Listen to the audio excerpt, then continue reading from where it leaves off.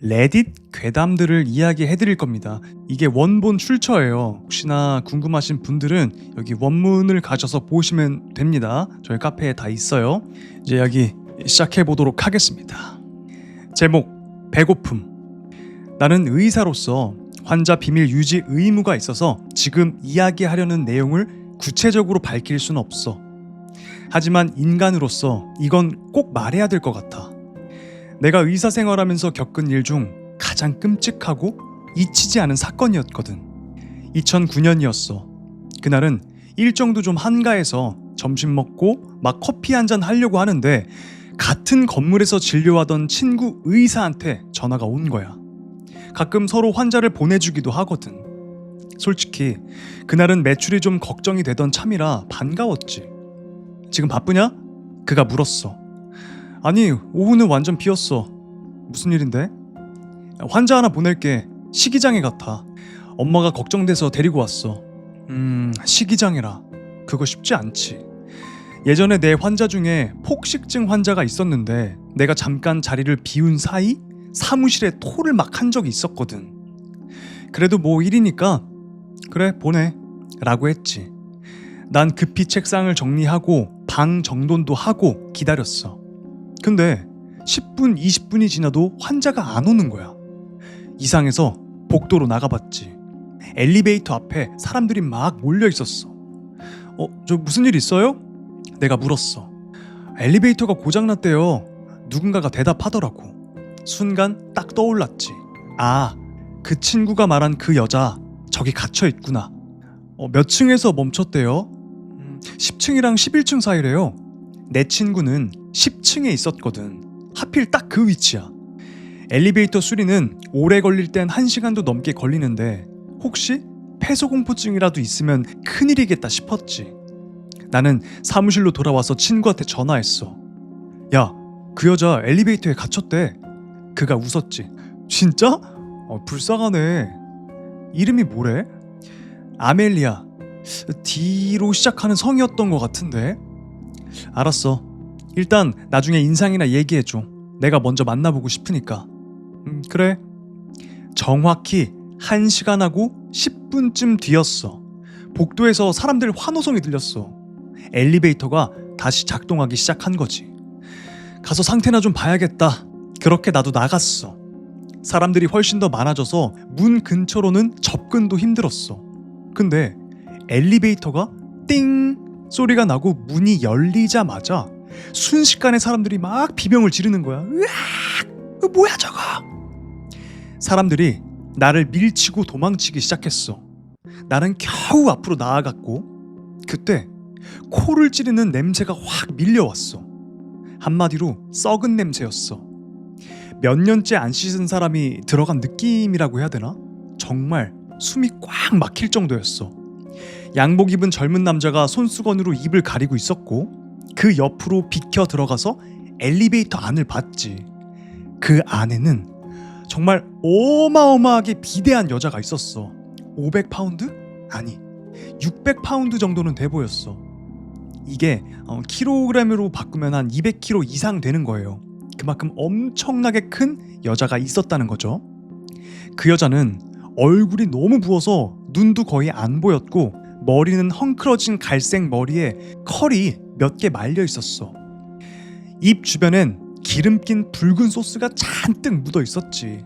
마치 바베큐 소스처럼. 몸집도 막 이러니까 뭐를 막 먹었는지 입에 막 묻어 있었대요. 손에도 옷에도 심지어 입가엔 고깃덩이 같은 게 잔뜩 끼어 있었어. 완전 고깃집에서 막 나온 사람 같았지.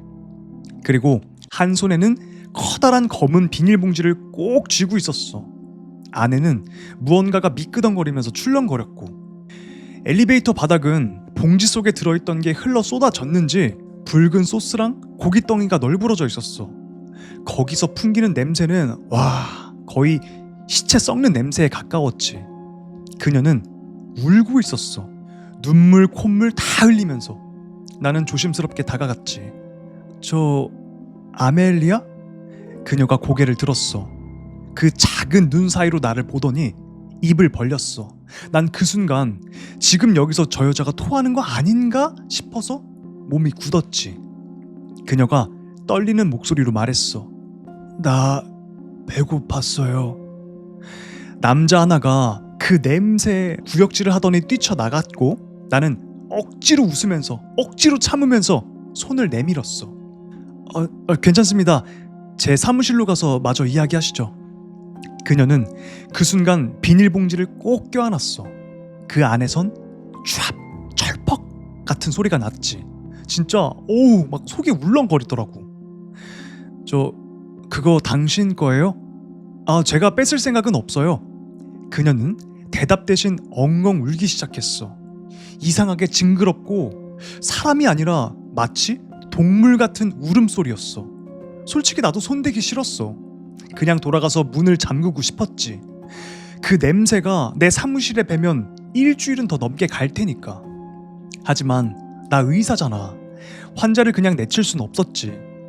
제 방이 여기 복도 끝이에요. 따라오시죠. 속으론 이랬지. 안 따라오면 그냥 냅두자. 자기 집에 가든지 말든지. 근데 그녀는 따라왔어. 그 뚱뚱한 다리를 끌면서 그 봉지를 계속 주무르듯 꼭 쥐고 있었지. 그리고 그 봉지 속에선 철퍽철퍽. 그녀가 내 사무실 한가운데 서서 말했어. 엘리베이터가 멈췄어요. 그래요. 많이 놀라셨죠? 근데 다행히 음식은 들고 있으셨네요. 그녀는 또 울기 시작했어. 그 봉지를 더 세게 쥐었고 그때 철썩하는 소리가 났어. 난 진심으로 그 봉지가 터질까봐 무서웠어. 그 냄새. 휴지 좀 드릴게요. 내가 티슈를 건네자 그녀가 손을 내밀었는데 그 손은 여전히 봉지를 꼭 잡고 놓지 않고 있었어. 제가 잠깐 들어드릴까요? 기도했지. 제발 아니라고 해라. 그녀는 고개를 세게 저었어. 근데 그 봉투에는 뭐가 들어있죠? 내가 물었더니 그녀가 숨을 몰아쉬면서 대답했어. 남은 음식이에요. 그리곤 갑자기 고개를 뒤로 젖히면서 막 울부짖는 거야. 완전 무너진 사람 같았지. 난 불쌍하다는 생각이 들기 시작했어. 엘리베이터에서 너무 놀랐죠? 오늘은 그냥 돌아가서 쉬어요. 제가 이번 주 안에 다시 만나서 도와드릴게요. 명함을 건네니까 그녀가 끈적한 손으로 그걸 받았어. 감사합니다. 그녀 얼굴은 울음과 부종 때문에 표정을 알아볼 수가 없었어. 그냥 빨갛고 젖은 덩어리처럼 보였지. 엘리베이터가 고장나면은 좀 그러니까 제가 같이 내려가 드릴까요? 그녀는 고개를 저었어.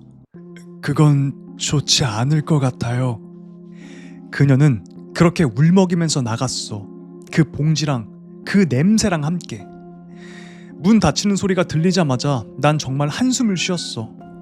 이제 살았다 싶었지. 그녀는 다시 연락하지 않았어. 일주일 뒤쯤 내 친구들이랑 술 한잔하면서 그 일을 떠올렸어. 야, 그때 고마웠어. 뭐가? 아멜리아 말이야. 식이장애 환자. 네가 보냈잖아 그 여자. 그 엘리베이터에 갇혔던 사람? 어떻게 됐어? 말도 마. 완전 엉망이었어. 울고 불고 난리. 일단 진정시키고 다음에 보기로 했는데 아직까지 연락이 없네. 그가 맥주를 마시며 고개를 갸웃했어. 근데 너 그 애 엄마랑 얘기해봤어? 아니, 그냥 그 여자만 봤지. 아멜리아가 아니라 그 엄마랑 말한 거야? 아니, 아멜리아를 본 거지. 엄청 뚱뚱하고. 그가 먹고 있던 맥주잔을 멈췄어. 야, 잠깐. 아멜리아가 뚱뚱했다고? 한 200kg, 300kg 정도는 돼 보이던데?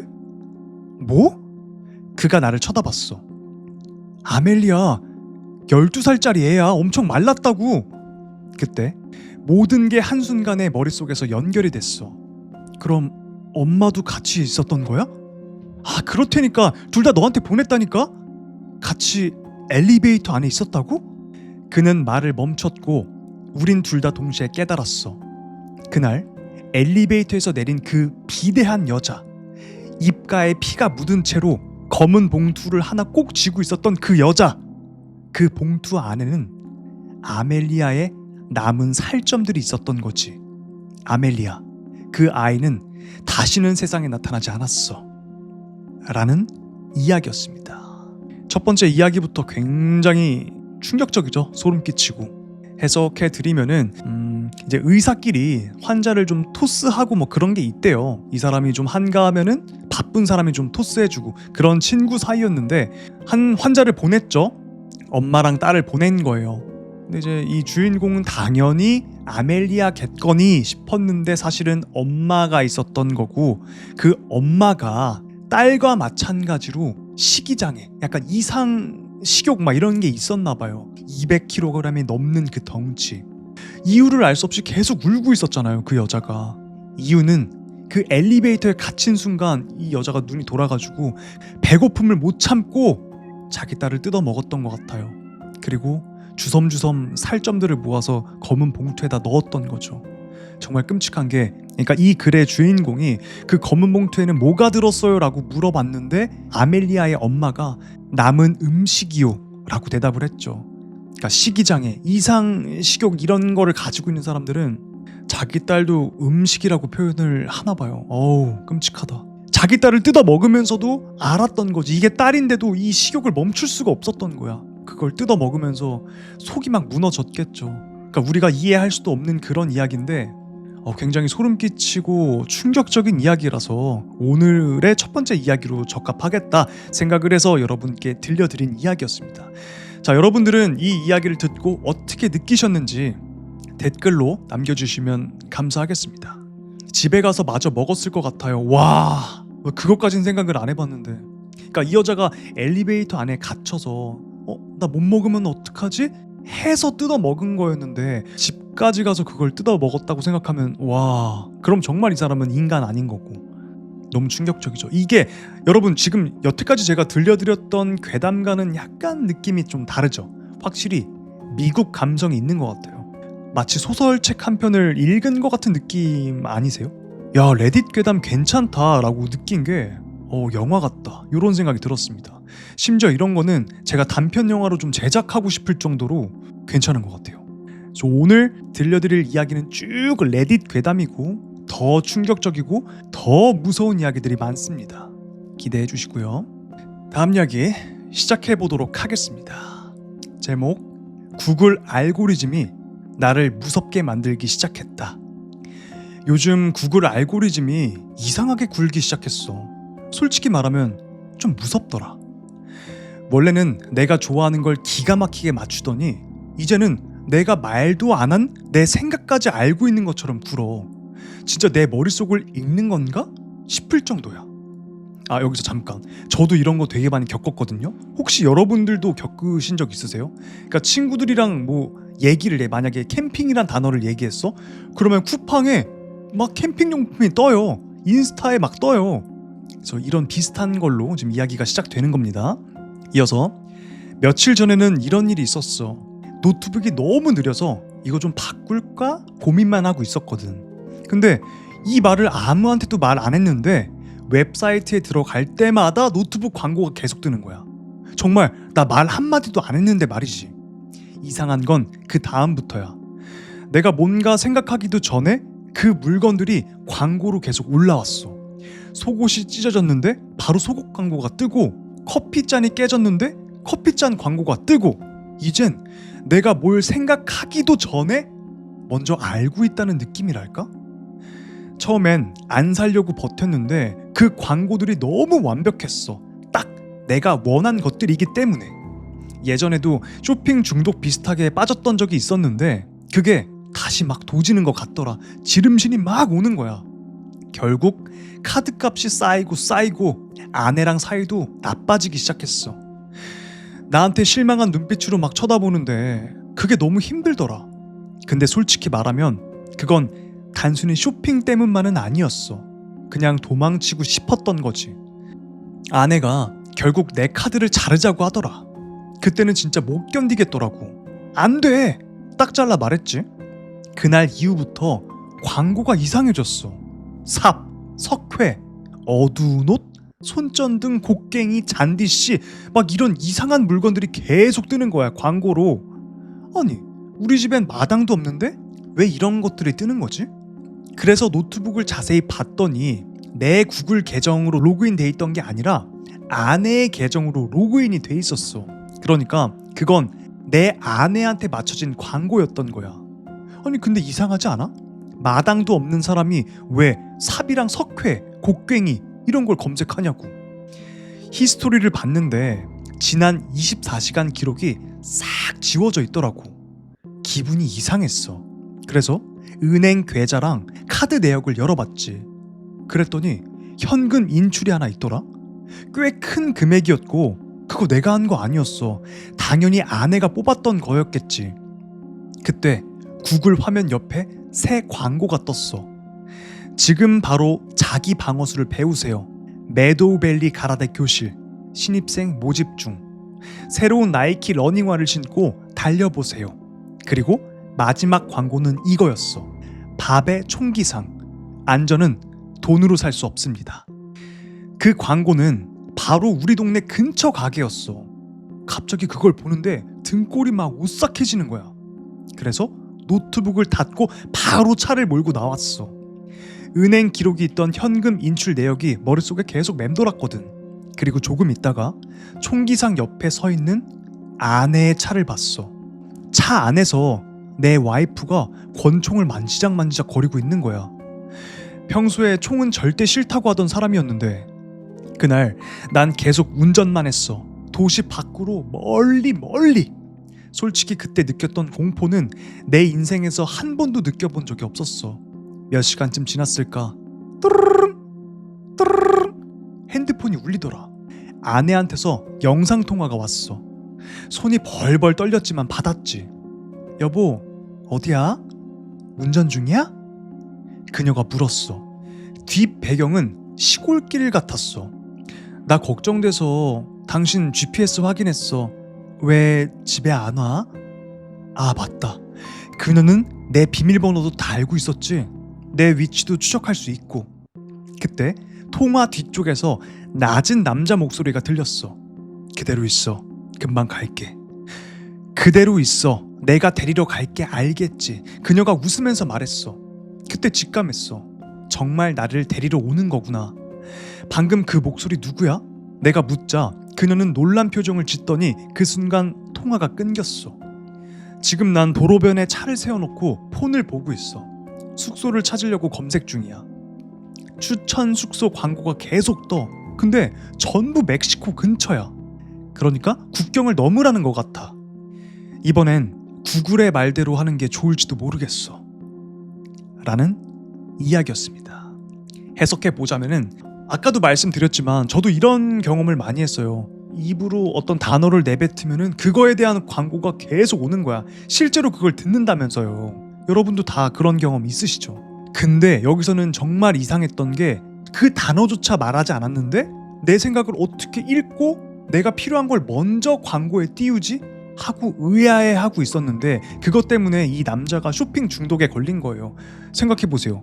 내가 정말 필요한 게 있었어. 머릿속에서만 생각하고 있었어. 근데 그게 광고로 계속 떠. 여러 가지 제품을 엄선해가지고 보여줘. 안 살 수 있냐고요. 그래서 쇼핑 중독을 만들어 놓고 그러니까 계속 돈을 썼겠죠? 내 아내가 눈이 돌아간 거야. 그래서 아내의 알고리즘에 곡괭이 막 이런 게 떠오르는 거죠. 그러니까 아내가 남편을 죽이고 안매장하려고 했던 것 같아요. 그래서 그런 광고가 계속 떴던 거고. 근데 여기 마지막 부분에 보면은 영상 통화를 하다가 통화 저편, 그러니까 아내 쪽에서 낮은 남자 목소리가 들렸다고 했잖아요. 그대로 있어. 금방 갈게. 이게 아내의 내연남이었을까? 아니면 구글이 내 목소리를 흉내내서 한 거였을까? 아니면 구글이 내 와이프한테 한 얘기였을까? 여러분들은 어떻게 생각하세요? 좀 이게 여기서 좀 해석하는 게 좀 갈릴 것 같단 말이지. 남편이 쇼핑 중독에 걸린 거가 열받은 걸 수도 있고 아니면 내연남이 생겼기 때문에 남편을 죽여서 묻어버리려고 했던 걸 수도 있고 이 계기를 삼아서 혹은 구글이 이 둘을 조종한 거였죠. 서로 죽이게끔. 쇼핑을 쇼핑대로 다 하게 하고. 그래서 저는 이 이야기를 세 가지 버전으로 해석할 수 있지 않을까 생각했는데 여러분들의 생각이 전 궁금했어요. 혹시 여러분들은 어떻게 생각하고 계신지 댓글로 남겨주시면 감사하겠습니다. 저도 좀 새로운 그게 떠오를 것 같아요. 내연남일 것 같아요. 저도 그게 좀 가장 맞는 추론 아닐까 생각을 좀 했었어요. 다음 이야기를 어떤 걸 해드릴까? 자, 가보겠습니다. 마호니 선생님 괴롭히기. 이상한 사람이다. 그 생각이 딱 들었어. 마호니 선생님이 우리 반에 처음 들어왔을 때 꾸깃꾸깃 갈색 양복, 삐뚤어진 넥타이, 홍조 띈 얼굴, 오른손은 허리에서 덜덜 떨고 어째 분필가루는 벌써 머리에 막 묻어있고 첫인사가 말을 더듬는다는 거를 알게 되었지. 아, 이 선생님 오늘 우리한테 잡히겠다. 어른이 저렇게 쫄아있는 얼굴을 처음 봤거든. 교장도 제대로 경고해줬어야지. 우리는 마치 상어떼 같았어. 피냄새를 맡은 상어들. 처음 장난은 작게 시작했지. 사실 마오니 선생님도 약간 자초한 면도 있어. 준비가 너무 안 됐고 완전 눈치도 없고 우리가 장난을 안 치기가 더 힘들 정도였어. 한 번은 칠판에 시계를 그리는 활동이었는데 동그란 시계판에 숫자를 쓰면서 우리 전원이 소리를 내서 같이 그 숫자를 세는 거였지. 하나, 둘, 셋, 넷. 숫자가 올라갈수록 우리는 점점 크게.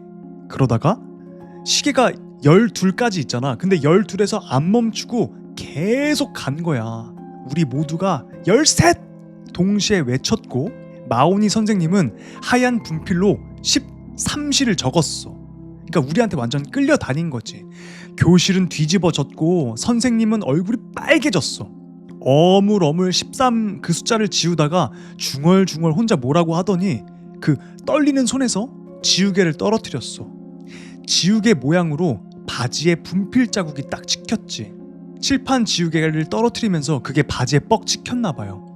우리는 더 깔깔 웃었어. 선생이 지우개를 잡더니 바지에 묻은 걸 털어내려고 손바닥으로 탁탁 터는데 문제는 그 손에 아직 지우개를 들고 있었다는 거야. 그러니까 지우개를 들고 다른 손으로 바지를 털었어야 되는데 지우개를 든 손으로 바지를 또 턴 거야. 그러니까 바지가 완전 분필 아주 난리가 났겠지. 갈색 바지단 하나가 통째로 유령처럼 하얗게 됐지.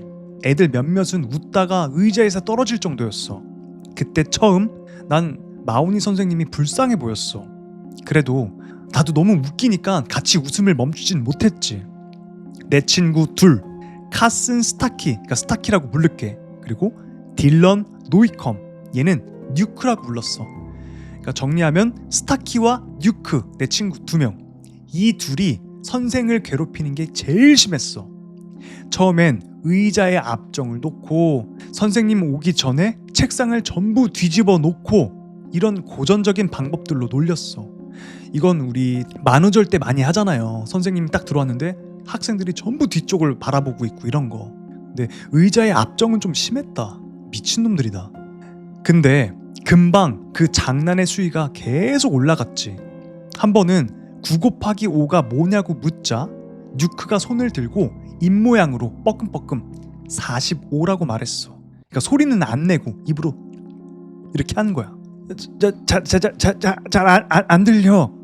말을 더듬으며 마오니 선생님이 더 가까이 오더니 뉴크가 또 입모양만 뻐끔뻐끔 45라고 말했고 일부러 멍한 표정을 지었어. 조금만 더 크게 말해주면. 선생은 얼굴 코앞까지 와서 이렇게 귀를 기울이고 있었는데 45! 뉴크가 선생 얼굴에 대고 고함을 질렀지. 얼마나 깜짝 놀랬겠어.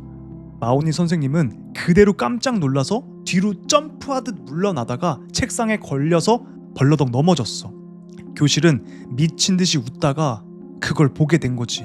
선생 바지 지퍼 근처에 작은 액체 얼룩. 맞아, 오줌이야. 선생님이 지려버린 거야. 선생은 벌떡 일어나서 비틀거리면서 뛰쳐나갔어. 그 와중에 한 번 더 넘어지고 교실은 배꼽을 잡고 난리였지. 나만 빼놓고. 나 그땐 안 웃었어. 근데 딱히 선생님 편을 들어주지도 않았어. 조용히 좀 하라고 말하지도 않았지. 애들한테 그냥 방관했던 거야. 그날 오후 나랑 뉴크, 스타키가 교감실로 불러갔어. 장난을 친 투톱은 뉴크랑 스타키가 맞았지만 내가 그 둘이랑 붙어 다니니까 뭐 연대 책임 뭐 그런 거였지. 방 구석에는 마오니 선생님이 앉아 있었어. 구겨진 갈색 양복, 넥타이, 머리엔 분필가루, 고개는 푹 숙인 채. 오줌 냄새가 슬슬 올라오는데 뉴크가 일부러 코를 막고 과장되게 막 이러면서 킁킁거렸지. 선생 손은 더 떨렸고 교감은 10분 내내 우리한테 훈계만 했어. 가슴을 손가락으로 쿡쿡 찌르면서 마오니 선생님 좀 그만 괴롭히라고, 안 그러면 큰일 난다고. 마오니 선생님은 한마디도 안 했고 뉴크는 내내 선생님을 째려봤어. 아씨, 저딴 걸 일렀다고? 교감실 문을 나서며 뉴크가 내게 속삭였어. 목소리에 독이 잔뜩 껴있었지. 뉴크랑 스타키는 복수를 다짐했어. 아주 크게. 최후의 장난이라면서 계획을 짜더라고. 선생이 우리를 일렀다는 이유로 최고의 복수를 계획하기 시작한 거야. 에이, 저 쫄보 새끼 씨. 뉴크가 씩 웃었어. 오줌을 그렇게 싸게 만들어서 오줌 냄새에 죽게 해주자. 나는 마지못해 끌려갔어. 솔직히 내 역할은 별거 아니었거든. 은행 강도의 운전수 같은 느낌 알지? 내가 직접 털진 않잖아. 범죄를 돕긴 하지만 내 손을 더럽히진 않는 뭐 그런 식으로 합리화했지. 지금 생각하면 난 친구들한테 아니! 라고 정확하게 말할 힘이 없었어. 말을 했어야 했는데. 근데 두 녀석이 계획을 설명할 때 난 그냥 고개를 끄덕이고 오케이만 했지. 내 역할은 쉬었고 내 존재를 선생님이 모를 수도 있었어. 그게 나름 죄의식을 덜어내기 좋았지. 최후의 장난은 화요일 밤에 벌어졌어. 뉴크가 마오니 선생님에게 전화를 해서 자기 아빠인 척을 한 거야. 집에서 교사, 학부모 면담을 하자고. 마오니 선생님이 거절했어야 됐는데 좋다고 오겠다고 한 거야 또. 판이 깔렸어.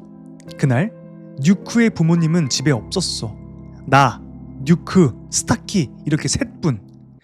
난 지하실 퓨즈박스 옆에 앉았고 스타키도 옆에 앉아서 킥킥대고. 띵동 띵동 초인종이 울리고 벌컥 문이 열렸어. 그리고 두 쌍의 발소리가 들렸지. 뉴크랑 선생님이 소파에 앉았고 난 신호를 기다렸어. 1분 뒤 쾅! 램프 넘어지는 소리가 들렸어. 뉴크가 일부러 램프를 툭 쳐서 떨어뜨린 거야. 나는 그 소리를 듣고 메인 스위치를 내렸지. 그러니까 집 전체가 깜깜해졌어. 두꺼비 집을 내렸나 봐요. 뉴크가 선생님에게 저 퓨즈 좀 보고 올게요. 금방 올게요. 라고 말하고 지하실 문이 끽 열리고 계단을 내려오는 뉴크의 발소리. 야, 지금이야.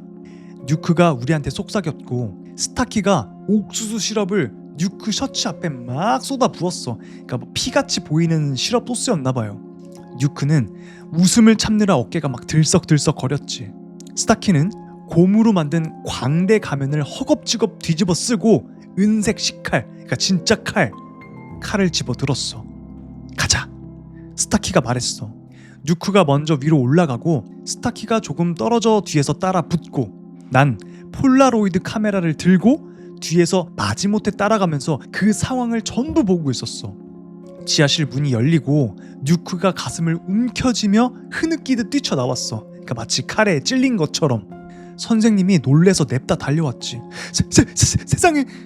선생님이 더듬거리며 뉴크 셔츠에 피를 만지는 순간, 그러니까 피 시럽이야 시럽, 만지는 순간 살인 광대가 칼을 번쩍 들고 튀어나왔어. 선생은 으악! 비명을 지르며 뉴크의 셔츠깃을 움켜쥐었고 그게 쭉 찢어지면서 선생은 뒤로 벌러덩 넘어졌어. 벽에 기대 떨면서 손에는 찢어진 그 셔츠 조각. 난 어둠 속에서 선생님의 그 떨림이 다 보였어. 야, 찍어! 뉴크가 소리쳤지. 새끼야, 빨리 찍으라고! 카메라를 눈앞에 들었는데 못 찍겠더라고. 스타키가 으르렁 대면서 선생님한테 더 다가갔고 선생님은 조용히 흐느꼈어. 이런 씨! 뉴크가 선생님을 가리키며 욕했지. 이 새끼 우리 집 바닥에 오줌을 또 지려? 아래를 보니까 선생 왼쪽 바짓단에서 오줌이 줄줄 흘러내렸어. 와, 나 그때만큼 불쌍한 사람을 본 적이 없었어. 부상당한 강아지를 괴롭히는 기분이랄까? 아, 야, 찍으라니까! 뉴크가 막 다그쳤지만 난 결국 못했어. 그냥 카메라를 툭 떨어뜨렸고 카메라는 새 조각으로 산산조각이 났어. 스타키는 가면을 벗어 선생님에게 던졌고 가면은 선생 무릎에 툭 떨어졌지. 아이씨, 장난이었어요 선생. 스타키가 말했어. 선생은 한 손으로 벽을 짚고 겨우겨우 일어났어. 한 손엔 뉴츠에 찢어진 셔츠깃, 다른 한 손엔 광대 가면. 눈물을 흘리며 문 밖으로 터벅터벅 걸어 나갔지. 아이씨, 저 새끼 내 가면 들고 갔네. 스타키가 투덜거렸어. 냅둬, 저 새끼가 뭘 어쩔 거야. 듀크가 퉁명스레 말했어. 그 다음날 마오니 선생님은 학교에 안 왔어. 아니, 영영 안 돌아왔지. 우린 매일매일 교감실 호출을 기다렸어. 우리의 장난에 대한 책임을 우리한테 묻겠지 싶었거든. 근데 그 전화는 끝내 오지 않았어. 우리 반에는 새 선생님이 배정됐고 시간은 그렇게 흘렀지. 3주쯤 지나서 우리 반으로 소포 하나가 왔어. 마오니 선생님이 채점해놨다가 못 돌려준 수학 과제 묶음이었지. 새로운 선생님이 나눠줬는데 전부 꼼꼼히 빨간 펜으로 채점이 돼 있었어. 근데 뉴크랑 스타키 과제는 좀 달랐지. 오답 표시도 수정도 없이 그냥 커다란 빨간 글씨로 한 줄만 딱 써 있는 거야. 잘했어요. 곧 다시 보길 기대할게요. 난 과제를 못 받았어. 내 바인더를 급히 뒤져보니까 내가 그 과제를 아예 안 했더라고. 그렇게 숙제를 안 했던 게 좋았던 적은 처음이었을 거야. 아이씨, 개소리 하네. 뉴크가 피식 웃으면서 그 종이를 구겨서 바닥에 던졌고 난 미완성 과제를 바인더에 다시 꾹 넣고 생각했지. 마오니 선생님은 지금 뭘 하고 있을까? 눈물 흘리면서 또 혼자 앉아있을까? 아니면 우리한테 칼을 갈고 있을까? 난 바인더의 얼굴을 받고 살짝 중얼거렸지. 미안해요, 마오니 선생님. 진짜 미안해요. 나는 몇 년 동안 복수가 올 거라고 생각하며 살았어. 어두운 골목 코너에서 갑자기 튀어나올 거라든지, 밤에 광대 가면을 쓰고 내 침대 끝에 서 있을 거라든지. 우리가 한 짓을 생각하면 아마 우린 복수를 당해도 싸. 근데 마오니 선생님은 오지 않았어. 나는 자랐고 고등학교를 졸업하고 대학도 졸업했어. 결혼도 했고 괜찮은 직장도 구했지. 반면 뉴크랑 스타키는 운이 없었어. 뉴크는 고등학교 때 양쪽 무릎이 망가져서 풋볼 장학금이 날라갔어. 양만이 도피처가 됐고 대학도 갔지만 한 학기 만에 자퇴를 했지. 집으로 들어가 부모님 지하실에서 땡약을 팔다가 결국 잠복경찰한테 잡혔지. 체포에 저항하고 그 여자친구랑 차를 몰고 막 달아나다가 가로등에 빵 차를 박았어. 여자친구는 유리창 밖으로 뻥 날아가서 현장에서 즉사를 했고 내 어린 시절 친구 뉴크는 지금 감옥에 있어. 그리고 다시는 걸을 수 없는 몸이 되었대. 스타키는 대학 졸업하자마자 약혼을 했고 2달 뒤에 아내가 다발성 경화증 판정을 받았어. 끝없는 치료비, 의료비. 스타키는 회사 돈을 횡령하다가 바로 걸렸지. 몇 주 뒤 집에서 TV 장식장이 무너진 거야. 거기에 딸이 깔렸어. 살아나긴 했는데 목 아래로 마비가 온 거야. 스타키는 자신에게 거대한 보험을 들고 건물에서 몸을 던졌어. 살자를 했던 거지. 얼마 전에 뉴크한테 편지가 왔어. 감옥에서 책을 많이 읽는데 주술, 마법 이런 거. 그는 마오니 선생님이 초자연적인 방식으로 우리한테 복수했다고 확신하고 있었어. 마오니 선생님이 우릴 저주했어. 뉴크가 썼지. 그날 밤 내 셔츠 조각이랑 스타키의 그 광대 가면 들고 갔잖아. 우리의 물건들로 주술을 걸어서 저주를 내린 것 같아. 근데 네 물건은 안 가져갔잖아. 그래서 네 인생만 멀쩡하고 내 인생은 박살났고 스타키는 죽은 거라고. 한번 생각해봐. 물론 생각해봤지. 개소리 같았어. 일주일 뒤 우리 동네에서 한참 벗어난 시골길 어떤 허름한 바에서 마오니 선생님을 봤어. 구석 부스에 쭈그려서 반쯤 뻗은 채 술에 완전 떡이 돼 있었어. 여전히 그 낡은 갈색 양복. 근데 마치 40년은 더 늙은 얼굴이었지. 오른손은 테이블 위에서 초조하게 떨리고 그 남자가 비틀비틀 일어나 출구로 가는 걸 보는데 20년 전 어색하고 긴장한 선생님의 그 비틀거림 그대로였어. 맞아, 마오니 선생님이었지. 난 바로 뒤따라 나갔어. 바람이 휑 불었어. 바람이 센 밤이었지. 난 담배에 불을 붙이고 술에 취한 그가 벽에 기대서 자기 담배에 불을 붙이려 애쓰는 걸 지켜봤어. 바람 때문에 라이터 불이 자꾸 꺼졌지. 난 다가가서 내 라이터를 내밀었고 금방 불을 붙였어. 담배 끝에서 연기가 춤을 추고 한동안 말없이 같이 담배를 피웠어. 결국 내가 먼저 물었지. 혹시 예전에 선생님 하신 적 있어요? 그 남자가 고개가 굳어졌어. 눈은 정면만 보고 나를 보진 않고 담배 연기를 깊게 들이마시더라고. 혹시 마운이 선생님 맞아요? 천천히 다시 물었어. 난 그의 눈을 똑바로 봤는데 그는 날 보지 않았지. 아무 말도 안 했고 잠깐 진짜 맞나? 하는 의심이 들었어. 내가 시선을 돌리면서 말했지. 그냥 죄송하다고 말하고 싶었어요. 난 20발짝쯤 걸어갔고 그때 남자가 내게 소리쳤어. 라이트 고마워. 난 차에 앉아서 바깥의 그를 가만히 보고 있었어. 과거를 생각했고 우리가 마오니 선생님한테 했던 끔찍한 짓을 떠올렸지. 뉴크와 스타키, 망가진 그들의 삶. 뉴크의 편지가 떠올랐어. 우리의 물건들로 주술을 걸어서 저주를 내린 것 같아 라는 그 말. 난 청바지 주머니를 더듬었어. 후드 주머니도 만져봤고 점점 무서워져서 이리저리 뒤지다가 다시 청바지 주머니를 뒤적이는데 다행이다. 드디어 손끝에 닿았어. 아까는 못 느꼈던 그 감촉. 라이터가 있었던 거야. 꺼내서 한참 들여다보고 내 거가 맞는지 확인하고 길게 숨을 내쉬었어. 나는 피식 웃고 고개를 저었지. 내가 너무 오버한 건가? 저주, 마법 같은 게 있을 리가 없잖아. 뉴크와 스타키는 끔찍한 선택과 나쁜 운의 피해자였을 뿐 마법은 없어. 라이터를 이리저리 굴려보다가 잠깐 마법이 진짜였으면 좋겠다는 생각이 스쳤어. 만약 저 사람이 진짜 마오니 선생님이라면 내 인생을 망칠 권리 정도는 있지 않을까. 죄책감이 좀 심했던 것 같아요. 이 주인공은. 라이터를 들고 나가서 그의 손에 얹어줄까도 잠시 고민했지만 난 희죽 웃으면서 다시 주머니에 라이터를 넣었어. 말도 안 되잖아. 바깥에 그 남자는 휘청휘청 뭐 하나를 쫓아 도로로 나갔어. 아주 작은 담배꽁초. 내가 방금 피운 그 꽁초. 바람이 그것을 밀고 꽁초는 어두운 시골길을 대굴대굴 굴러갔어. 남자는 절뚝거리면서 그것을 쫓아갔고 참 이상한 사람이네 라는 이야기였습니다. 혹시 내 라이터로 마법을 부리는 거 아니겠지? 주술을 부리는 거 아니겠지? 내 주머니에 있었구나. 안심했는데 이 주인공이 피우던 담배꽁초 있죠. 그거를 주우러 간 거예요. 마운이 선생님이. 그러니까 뉴크가 생각했던 게 맞는 거였겠죠? 이들의 물건을 갖고 어떤 마법, 주술, 저주를 건 것 같아요.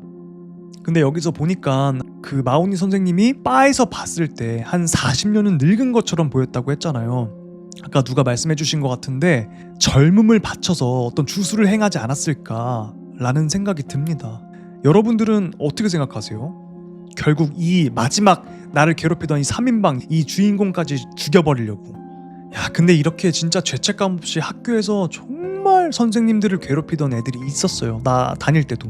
우리 때는 과학 선생님이 중학교 때인가 좀 점잖으신 분이었는데 그 모습이 일진 애들한테 좀 먹잇감처럼 보였나 봐. 지금 여기서도 피냄새를 맡은 상어들이라고 표현하잖아요. 일진 무리들을. 선생님 지나가잖아. 중앙계단으로 내려가잖아요. 따라붙어가지고 막 살갑게 인사하면서 선생님이 딱 뒤돌아서면은 등에다 침을 뱉는 거야. 얘네들을 말릴 힘이 없는 거지. 사실 우리 소시민들은. 우리 일진이 아닌 친구들은 그 얘기를 했다가 또 표적이 우리한테 오니까. 진짜 학교에서 일진 별의별 애들이 많았는데 지금은 뭐 다 잘 살고 있더라고. 누누이 말하지만 지옥은 있어야 돼. 그런 죗값을 안 받고 떵떵거리고 살다가 죽어서는 지옥 가야 되니까. 전 그렇게 생각합니다. 그 학교에서 학교폭력을 근절할 수 있는 방법이 과연 있을까? 난 모르겠어. 그리고 일진들을 만약에 강제 전학을 보낸다 쳐요? 그러면 또 일진 아니었던 애들이 또 일진으로 변해. 참 희한한 그런 현상이 있었어요. 마치 호랑이 사라진 곳에 여우가 왕처럼 행세를 한다고 그렇게 변하더라고. 그러니까 인간의 본성이란 게 그런 게 있나 봐. 어떻게 이야기 재밌게 듣고 계신가요, 여러분들? 좋아요 아직 안 눌러주신 분들 좋아요 부탁드리고요.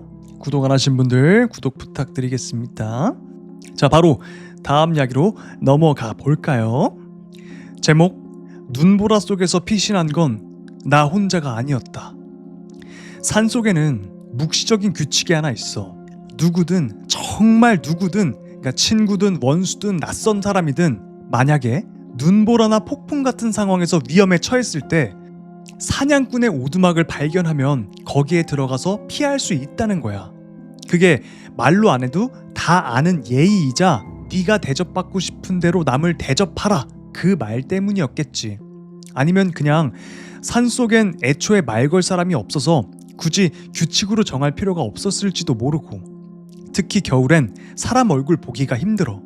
몇 달 동안 다른 인간을 한 명도 못 볼 때가 있으니까. 그래도 그 규칙은 늘 똑같아. 필요하면 써라. 묻지 말고 단 훔치지만 마라. 나는 그 산에서 수염 덥수룩하게 기르고 나무 껍질 같은 걸로 치실 막 쓰고 그런 하드한 산 사람이 아니야. 그래도 사냥은 좋아해서 종종 마을에서 며칠씩 떨어져서 산속 오두막에 들어가곤 해. 나름 조심성도 많고 산이 얼마나 위험한지도 잘 알아. 그래서 떠나기 전엔 날씨를 꼼꼼히 확인하고 물자 준비도 철저하게 하지. 계획보다 일주일은 더 버틸 수 있을 만큼 넉넉히 챙겨가고, 혹시 모를 상황에 대비해서 말이지. 난 항상 그 준비가 나를 지켜줄 거라고 믿었어. 근데 그건 그냥 나의 착각이더라고. 자연의 기분은 언제 바뀔지 아무도 모르는 거니까. 그날 눈보라에 갇히게 될 줄은 꿈에도 몰랐어. 아침엔 맑고 좀 춥기만 했는데 오후쯤 되자 구름이 막 몰려오기 시작하더니 금세 하늘이 잿빛으로 뒤덮였지. 토끼 2마리를 잡고 오두막으로 돌아가는 길이었는데, 그러니까 내가 잡은 토끼, 그 녀석 이름을 각각 저녁이랑 아침이라고 지었어. 이 주인공이 토끼 2마리를 잡았는데 그 잡은 토끼 이름을 저녁이랑 아침이라고 이름을 지은 거예요. 오늘 저녁엔 아침이를 먹고 내일 아침엔 저녁이를 먹자, 이런 식으로 스스로한테 웃기려고. 혼자 오래 있다 보면 뭐 그런 사소한 농담이라도 해야 외롭지 않거든. 근데 이걸 진짜 스스로 웃기려고 지은 건가? 하나도 안 웃기는데. 아무튼 뭐 미국 개그인가 봐요. 이게 웃긴가 봐. 난 솔직히 안 웃기거든요. 이어서, 근데 정말 순식간이었어. 하늘에서 눈이 한꺼번에 쏟아지는 것처럼 갑자기 세상이 하얘진 거야. 마치 하늘 어딘가에서 눈 덮인 천을 털어내는 것처럼. 날씨 예보엔 분명히 눈보라이긴 없었거든. 그날 나는 엄청난 눈보라 한가운데 있었어. 금세 어두워지고 난 후회했어. 손전등을 오두막에 두고 온 거야. 그러니까 낮에 나갔다가 낮에 돌아올 생각만 했는데 이게 완전 예상 밖의 일이 일어난 거지. 그래서 손전등을 안 챙겨 온 거였어. 그게 얼마나 멍청한 짓이었는지 곧 깨달았지. 눈송이가 바늘처럼 눈을 찔렀고 눈을 거의 감다시피 하고 걷지 않으면 앞이 아예 안 보였어. 바람은 옷을 뚫고 뼛속까지 스며들었고 눈밭은 점점 더 깊어져서 내 발이 보이지도 않게 빠졌어. 언제부터 길을 잃었는지도 몰라. 분명 오두막 근처였을 텐데. 사방이 다 하얗고 바람에 흔들리는 나무까지 그 그림자 몇 개만 보일 뿐이었거든. 등 뒤에 내가 잡은 토끼 사체가 바람에 맞춰 덜컥덜컥 부딪히는데 그때쯤엔 내 체력도 바닥나고 머리도 하얘지고 공포가 몰려왔지. 진짜 세상 방향 감각이 완전 무너지는 기분이었어. 그러다가 쿵!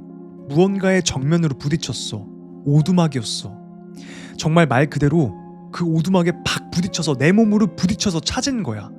손으로 벽을 더듬더듬 거리면서 돌아다니다가 문을 발견했어. 이건 생사가 걸린 문제였거든. 혹시 안에 누가 있더라도 그냥 두드려보고 들어가야 됐어. 쿵쿵! 문을 두드렸지. 바람 소리 사이로 분명히 들렸어. 들어와.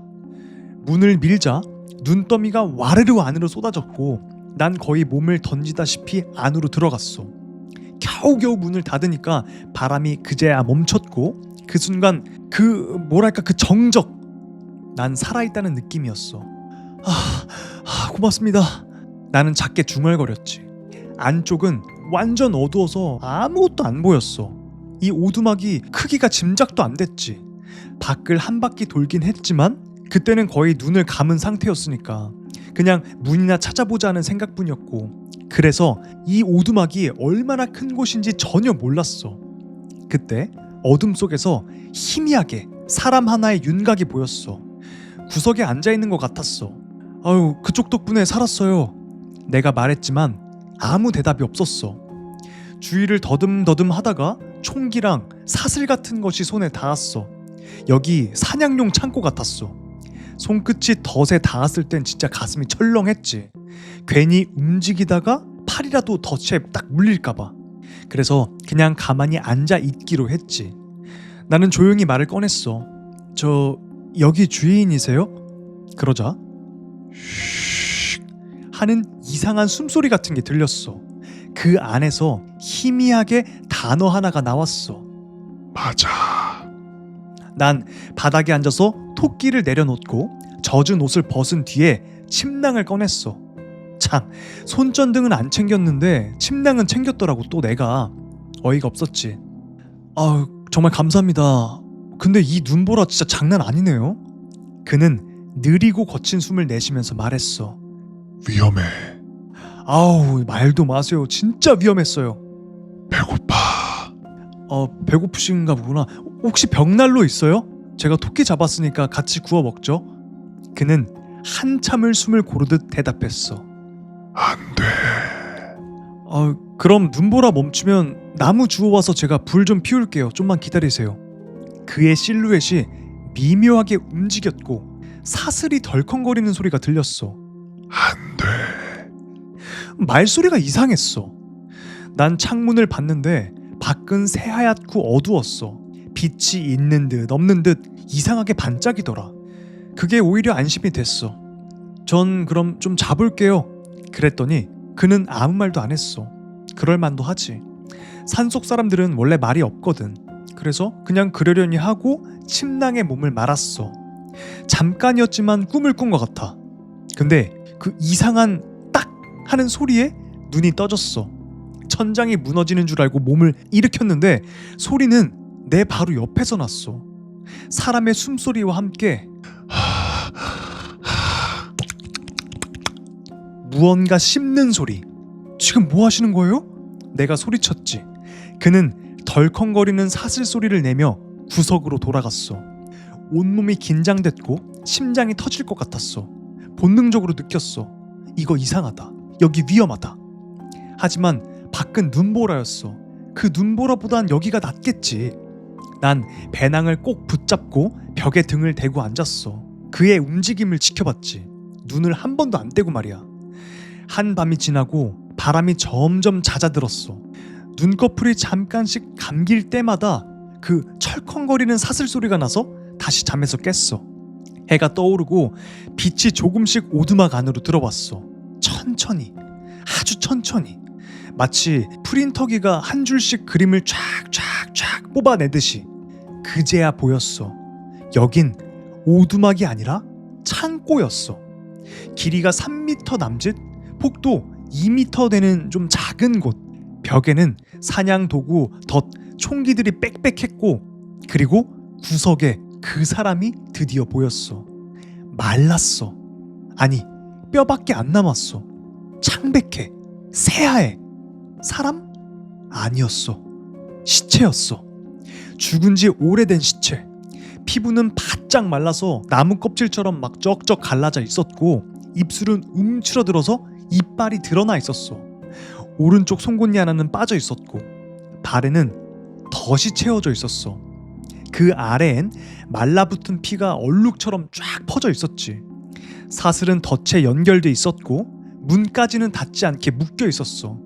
아마 밤에 물건을 가지러 나오려다가 자기 덫에 걸린 모양이야.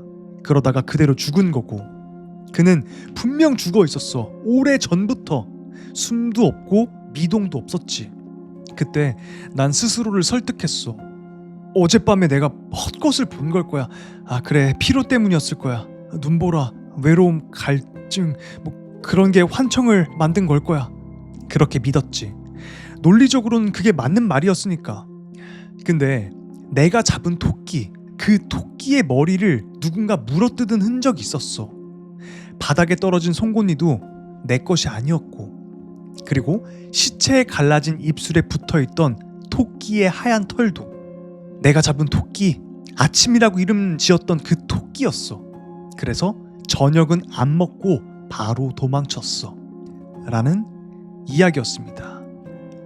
저는 이거를 좀 두 가지로 해석을 좀 했었는데 들어보세요. 저는 첫 번째는 뭐냐, 주인공이 피신해서 온 오두막의 주인이 여기 막 사냥용 창고였다고 했잖아요. 덫도 있고 사슬 있고 총기 막 이런 게 있었는데 덫을 깔아놓고 얘가 밤중에 정말 안 보이니까 덫을 밟은 거야, 이 오두막 주인이. 그리고 사슬이 쫙 연결돼 있었는데 밖으로 나갈 수가 없던 거지. 문까지밖에 연결이 안 돼 있었으니까. 그래서 죽은 거였고, 죽은 원혼이 덫에 걸려가지고 나가지도 못하고 거기 안에서 피를 흘리고 배고픔에 죽었던가 과다출혈로 죽은 거겠죠. 그래서 거기서 귀신이 됐던 거고, 이게 첫 번째 저의 해석이었고, 두 번째는 오두막의 주인이 어쩌면 죽지 않는 언데드 같은 크리처를 잡아서 오두막 안에 가둬놓은 게 아닐까. 덫에 딱 물려놓고 또 좀비 같은 크리처를. 이제 저는 그 두 가지로 해석을 했는데 여러분은 어떻게 생각하세요? 자, 이제 점점 더 재밌는 이야기가 나올 겁니다. 준비되셨죠? 가보겠습니다. 다음 이야기입니다. 제목: 러시아의 얼음길 위에서는 동행자를 반드시 도와야 한다. 사람들이 내 아내의 러시아 억양을 들으면 꼭 이렇게 말하더라고. 키 큰 금발 미녀가 힐 신고 다니는 거 아니야? 근데 정말 현실은 완전 달라. 내 아내 라나는 머리도 까맣고 영어도 나보다 훨씬 잘하고 추위를 안 타. 아내는 러시아 북쪽 끝 눈과 얼음뿐인 곳에서 18살까지 살았거든. 모스크바 출신은 아니야. 모스크바는 생각보다 따뜻하대. 미국 북부 몇몇 주보다도 겨울이 덜 춥다고 하더라. 라나가 자란 곳은 그보다 훨씬 위 북극권 안쪽의 조그만 마을이야. 1년 내내 어둡고 음침하고 얼어붙은 땅이었지. 그곳은 사람들도 날씨도 다 거칠었어. 결혼 이후 장인 장모님을 딱 2번 뵀어. 둘 다 미국에 오셨을 때 봤던 거였고, 솔직히 나도 러시아까지 가볼 생각은 없었어. 아내가 전화 한 통을 받기 전까진 말이지. 9일 전이었어. 장모님이 뇌졸중으로 쓰러졌다는 연락이 왔어. 당장은 안정되긴 했는데 의사가 언제든 위험할 수 있다고 했대. 게다가 상태가 너무 위중해서 큰 병원으로 옮길 수도 없다는 거야. 라나는 바로 짐을 쌌어. 마침 난 몇 주 전에 모스크바 출장을 다녀오느라 비자가 아직 유효했거든. 그래서 아내랑 같이 가기로 했지. 근데 라나 고향까지 가는 길이 만만치가 않아. 먼저 모스크바로 가고 거기서 노릴스크로 가는 북쪽 도시로 한 번 더 비행기를 타. 그 다음엔 강이 얼면 얼음 위 도로, 그러니까 이걸 집리기라고 부르는데, 그 도로로 트럭을 타고 몇 시간을 더 가야 돼. 그러니까 듣기만 해도 완전 쉽지 않지? 모스크바까지는 괜찮았는데 문제는 그 다음이었어. 노릴스크는 외국인 출입 금지 지역이라서 내가 같이 못 간대. 게다가 폭설 때문에 공항이 닫혔고 그 주 내내 날씨가 안 풀릴 거라고 하더라. 라나는 미쳐버릴 지경이었어. 엄마 상태가 나빠졌다는 소식까지 들으니까 막 더더욱 미쳤겠지. 결국 그녀가 대안을 냈어. 노릴스크보다 좀 남쪽 도시로 착륙해서 거기서 트럭을 타고 얼음길을 통해서 올라가면 된다고. 그 길을 아는 트럭 운전사 친구가 있다고도 했어. 밤에 가는 게 더 안전하다고도 했지. 낮에 있는 그 햇빛, 자연광보다는 트럭의 헤드라이트가 더 낫다면서 말이지. 난 솔직히 미쳤다고 했어. 근데 아내는 딱 잘라 말하더라고. 아빠랑 예전에도 많이 다녀봤어. 완전 안전하다고. 내가 아무리 말려도 듣질 않는 거야. 그럼 당신은 모스크바에 남아. 근데 남자 체면이 있지. 그게 말이 안 되잖아. 그래서 결국 나도 아내를 따라갔어. 비행기에서 내리자마자 느꼈어. 그 추위. 이건 그냥 춥다 정도가 아니야. 살 속으로 파고드는 냉기야. 아무리 껴입어도 소용이 없었어. 그때부터 예감이 안 좋았어. 그렇게 콜야라는 트럭 운전사를 만났어. 내 아내 이름은 라나였지만 러시아식으로는 스베타라고 부르더라. 날 부를 땐 그냥 미스터 아메리칸, 미스터 아메리칸 이랬고, 뭐 비꼬는 말투 같았지. 아내 라나는 웃으면서 콜리한테 네가 러시아 아는 거 말 안 했어? 라고 하더라. 그러니까 그 아내의 친구한테는 주인공이 러시아어를 조금 안다는 거를 말 안 했대요. 아, 이게 이름들이 왜 이렇게 어려워? 콜랴, 라냐, 미치겠네. 이어서 해볼게요. 아내의 친구 콜랴는 라나보다 한두 살 어려 보였는데 삶이 그를 다 갉아먹은 듯한 얼굴이었어. 그러니까 노안이라는 거였겠죠. 거친 바람, 얼음, 고생이 그대로 얼굴에 새겨져 있었지. 그는 우리 옷을 보면서 웃었어. 미국 옷은 약해. 그러더니 두꺼운 양말이랑 전통 장화, 그러니까 발렌키라고 부르는 그 장화를 챙기더라고. 그리고 출발 전에 보드카 한 잔 딱. 아, 운전해야 되는데 보드카. 어이없어하는 내 표정을 본 라나가 속삭였어. 여보, 여기 뉴욕 아니야. 여긴 음주운전 기준이 좀 달라. 그래도 콜리아는 절대 취하지 않을 거야. 그게 얼마나 위험한지 알거든. 그래서 그 말을 듣고 그냥 참고 탔지. 도로는 말 그대로 얼음길이었어. 끝없이 평평하고 하얀 세계.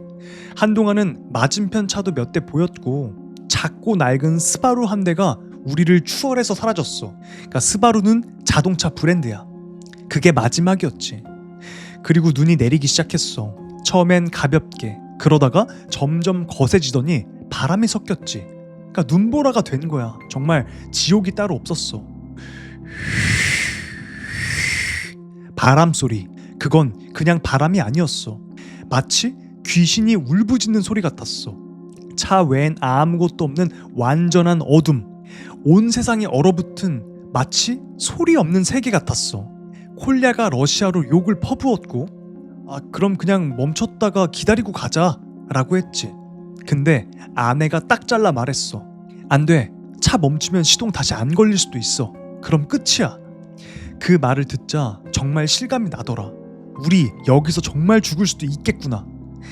바람 소리가 점점 변했어. 낮게 시작해서 점점 커졌다가 갑자기 딱 끊기고 다시 다른 방향에서 그게 시작돼. 정확히 그 무리로 울부짖는 늑대들 같았어. 콜랴랑 라나가 서로 눈빛을 주고 봤더니 콜랴가 억지 웃음을 짓고 영어로 말했어. 걱정하지 마 아메리카 보이. 모든 게 다 좋을 거야. 근데 그거 거짓말이었어. 그는 겁에 질려 있었거든. 이마에 식은땀까지 맺혀 있었고 콜랴가 러시아어로 뭔가를 속삭였고 라나가 끄덕였어. 여보 뭐래? 앞으로 30분쯤 가면 마을이 있어. 거기서 밤새고 아침에 출발하자. 난 그 말을 듣고 안도했지. 근데 바로 그때 라나가 내 손을 꽉 잡았어. 절대 바람 얘기하지 마. 그 말이 이상하고 무섭게 들렸어. 그리고 그 순간 바람 소리 사이로 뭔가 이질적인 다른 소리가 섞였어. 그건 그냥 바람이 아니었어. 벽이나 굴뚝 사이를 통과하는 소리 같았는데 문제는 우리는 지금 아무 벽도 없는 한가운데 있었다는 거야. 나는 뭐라고 말을 하려다가 라나의 손이 내 팔을 더 거세게 움켜쥐었어. 그때 직감했지.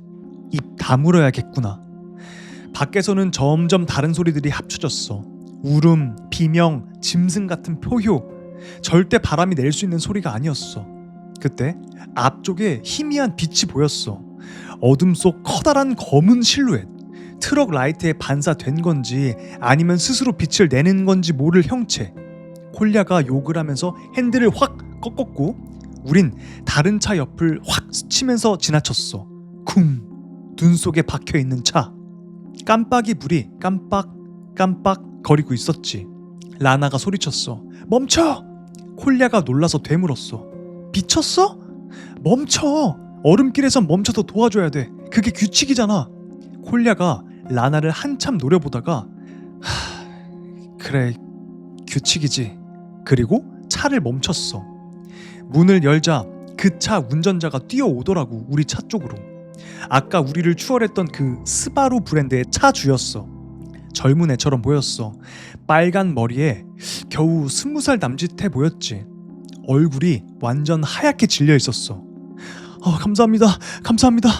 살았다. 그가 말하자 콜랴가 소리쳤어. 빨리 타 이 새끼야. 그 애는 말도 못하고 차에 잽싸게 탔어. 아, 감사합니다. 죽는 줄 알았어요. 뭐 때문에 죽을 뻔한 거야? 내가 물었지. 그 순간 라나랑 콜랴가 동시에 그 애를 쏘아봤어. 살기가 느껴질 정도로. 아니요. 그게 눈이랑 바람 때문이요. 애가 급하게 말을 바꾸는 거야.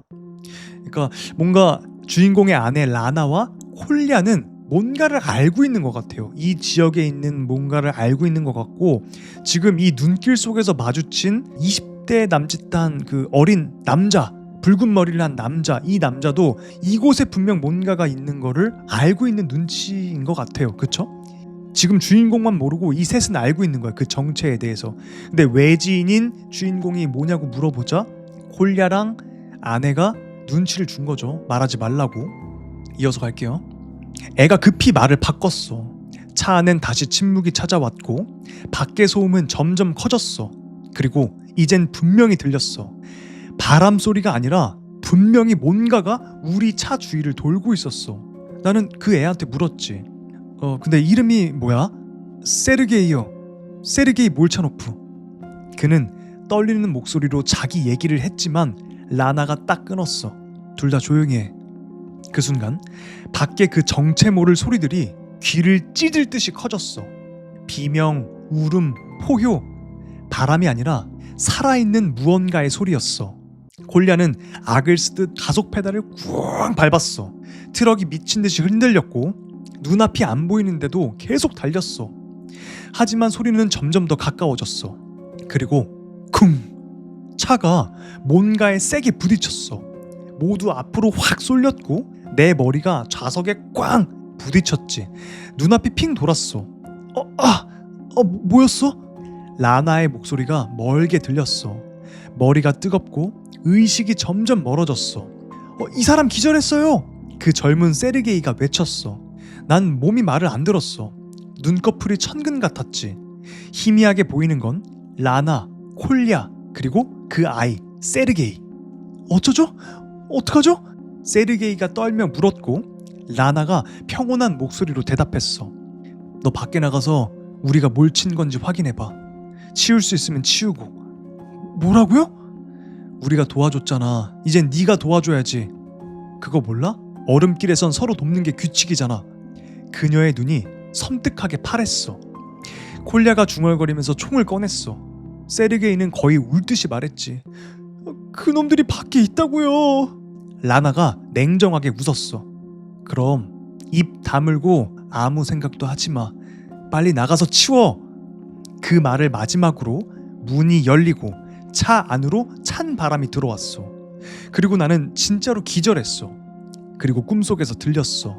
누군가의 절규, 그리고 밤을 찢는 단 한 번의 표효. 눈을 떴을 땐 낮이었어. 어떤 마을집 거실 소파에 내가 누워있었고 라나가 내 옆에 있었어. 괜찮아? 그녀가 나한테 물었지. 이제 출발하자. 낮엔 안전하니까. 난 흐릿한 기억 속에서 물었어. 여보, 그 애 세르게이는? 라나가 눈을 크게 떴어. 무슨 애? 그 빨간 머리 걔 아까 차에 태웠던. 콜랴가 덧붙였어. 무슨 소리야, 우리뿐이었어. 그 순간 등골이 서늘했어. 콜랴가 내 말을 이해했다는 것도 이상했고 라나는 내 머리를 쓰다듬으면서 말했지. 여보, 머리를 좀 세게 부딪힌 것 같네. 미국 돌아가면 검진 꼭 받자. 그렇게 이 대화는 끝이 났지. 장모님은 우리가 도착하기 전에 의식을 잃으셨고 도착한 지 몇 시간 만에 돌아가셨어. 라나는 완전히 무너졌지. 지금 난 그냥 그녀 옆을 지키고 있어. 장인 어른이 나한테 진짜 러시아식 겨울 코트를 주셨는데 내 미국 코트를 접다가 뭔가를 봤어. 짧은 빨간 머리카락. 맞아. 세르게이 머리카락이었어. 그 순간 설산보다 더한 한기가 내 몸속으로 스며들었어. 라는 이야기였습니다. 자, 이번 이야기는 주인공이 미국인이에요. 근데 아내가 러시아인이었던 거죠. 근데 러시아 막 북쪽에 엄청 모스크바보다 더 추운 곳, 완전히 막 깡시골에 살고 있었나 봐요. 근데 이제 어머니가 쓰러졌다는 말에 아내랑 같이 길을 떠난 거죠. 근데 가다가 그 외부인이 출입하면 안 되는 그쪽으로 못 가가지고 그래 급하니까 다른 길로 경유해 가자. 내가 아는 길이 있어. 그리고 거기를 운전해줄 애가 있어. 라고 해서 아내의 친구 콜야를 만나서 거기서 차를 타고 갔던 거죠.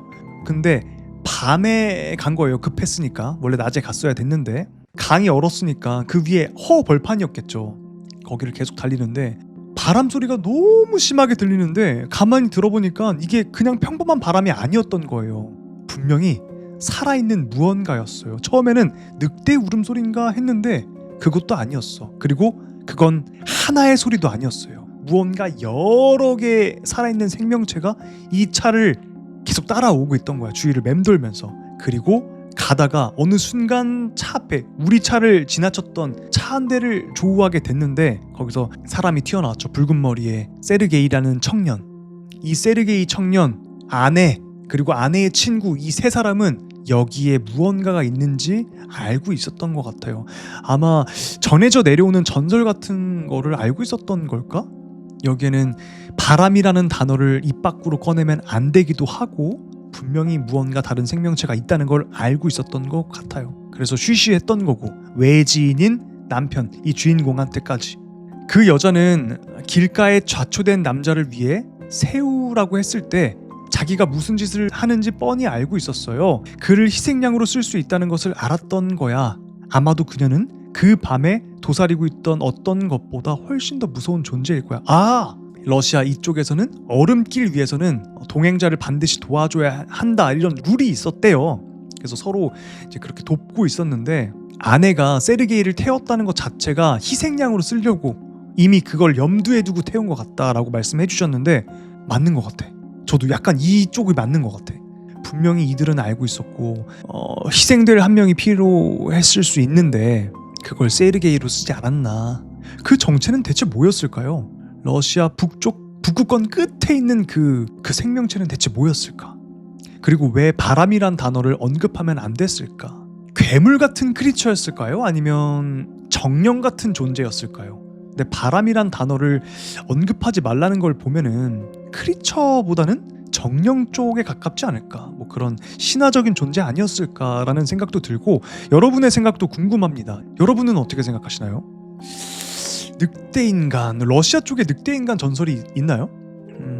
뭐 그럴 수도 있고 하여튼 러시아 쪽에만 알고 있는 그런 존재가 있었던 것 같습니다. 너무 궁금해요. 나 이런 게 너무 궁금해. 그러면서 재밌어. 이 생명체들 과연 뭐였을까? 자, 아직 좋아요 안 누르신 분들 좋아요 부탁드리고요. 구독 안 하신 분들 구독 부탁드리겠습니다. 제가 이제 한동안 일주일에 한 번 방송을 하기로 했잖아요. 원래 수토를 하다가 이제 토요일날 8시에 정규적으로 하기로 했고 그때까지 밀렸던 편집본들 빨리 편집해서 올릴 예정이고 라이브도 그렇고 편집본도 그렇고 퀄리티를 좀 올리려고 그런 선택을 했던 거고 이게 좀 정리가 되면은 다시 주 2회 방송으로 돌아갈 예정이기도 합니다. 그때까지는 좀 주 1회 방송을 한다 생각을 해주시면 될 것 같고요. 중간중간에 제가 기습 방송을 할 수도 있어요. 핸드폰으로 켜가지고. 고양이 2마리 키우세요? 네, 맞습니다. 러시안 블루 디올이랑 벵갈 구찌를 키우고 있습니다. 귀여울 것 같아요. 짱 귀여워요. 지금 옆에서 자고 있는데 보여드릴까? 또 우린 최신식 그 장비가 있기 때문에 보여드리도록 하겠습니다. 보이세요? 구찌 지금 침대에서 자고 있어요. 지금 여기서 이제 방송하고 있잖아요. 여기 옆에서 양모나이트하고 자고 있습니다. 자, 여기 재밌어? 미안해. 자자. 우리 자자. 어머 귀여워라. 숨 쉬는 거 봐. 귀엽죠? 가끔 보여주세요. 좋네요. 알겠습니다. 열심히 한번 해보겠습니다. 자, 이제 사탕 먹었으니까 다음 이야기. 제목 나를 봐. 그날 밤 고등학교 2학년이던 나는 집에 혼자 있었어. 부모님은 외출하셨고 난 숙제가 많아서 방 책상 앞에 앉아 하루 종일 공부만 했지. 부모님이 저녁 6시에 나가셨고 나는 이어폰을 끼고 시끄러운 음악을 들으면서 숙제를 하고 있었어. 밖은 폭우와 번개가 막 치고 창문 바로 앞 책상이라 그 번쩍거리는 번개가 다 보였어. 밤 11시쯤 부모님이 돌아오셨고 나는 차 소리를 듣고 이어폰을 뺐어. 근데 현관문이 열리자마자 엄마가 막 소리를 지르는 거야. 야, 도대체 이게 다 뭐야? 내가 놀라서 뛰어내려갔더니 엄마는 얼굴이 새빨개져서 복도 바닥을 가리키고 있었어. 이거 네가 한 거야? 바닥을 봤더니 온통 진흙 발자국으로 뒤덮여 있었어. 엄마 나 아니야. 나 계속 방에서 숙제하고 있었는데. 나 진짜 몰라. 엄마 얼굴이 분노에서 혼란으로 그리고 공포로 바뀌는 걸 봤어. 그때 동시에 깨달았지. 우리 집에 누군가가 들어왔다는 걸. 우린 그 발자국을 따라갔어. 시작은 뒷문이었는데 문제는 이 발자국이 나가는 방향이 없었어. 들어온 흔적만 있었던 거야. 그 순간 집안에서 쿵 하는 소리가 울렸어. 그리고 현관문이 꽝 소리를 내면서 열렸다가 닫혔지. 우린 다 같이 차고로 달려가서 문을 잠그고 엄마가 폰을 꺼내서 경찰에 신고를 했어. 제발 빨리 와주세요. 우리 집에 누가 있다고요. 한참 후에 경찰차가 도착했어. 남자 경찰 하나, 여자 경찰 하나. 여자 경찰이 집안을 수색하고 우리는 차고에 남아 있었어. 그리고 돌아온 경찰이 말했어. 안심하세요. 집안엔 아무도 없습니다. 들어가셔도 돼요. 안도하며 숨을 돌리려는데 그 여경이 갑자기 물었어. 저 근데 2층 왼쪽 방은 누구 방이죠? 부모님이 나를 받고 거기 제 방인데요? 하고 대답했어.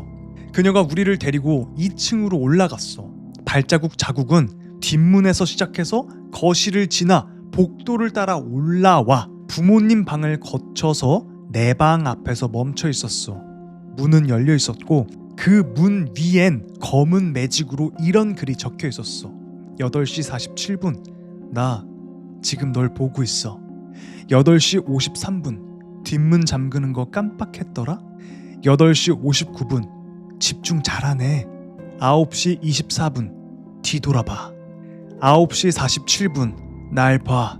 10시 15분 날 봐. 10시 37분 날 봐. 10시 49분 날 보라고. 2시간 넘게 누군가가 내 방문 앞에서 날 계속 지켜보고 있었던 거야. 지금도 가끔 생각해. 그때 내가 혹시라도 뒤돌아봤다면 과연 어떤 일이 벌어졌을까? 라는 이야기였습니다.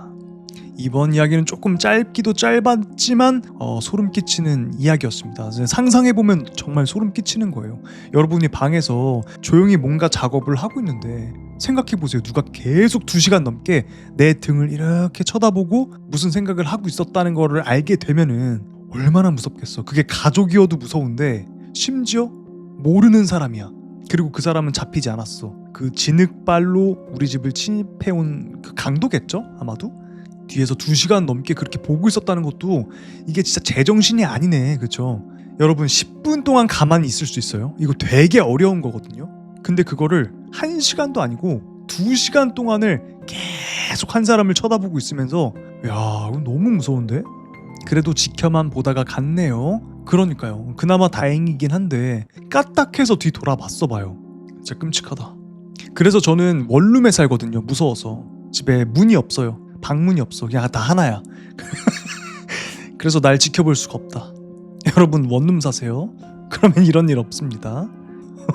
애초에 강도가 원룸에 들어오지도 않겠다. 그쵸? 다음 이야기입니다. 제목 난 지금 30분째 욕실을 못 나가고 있어.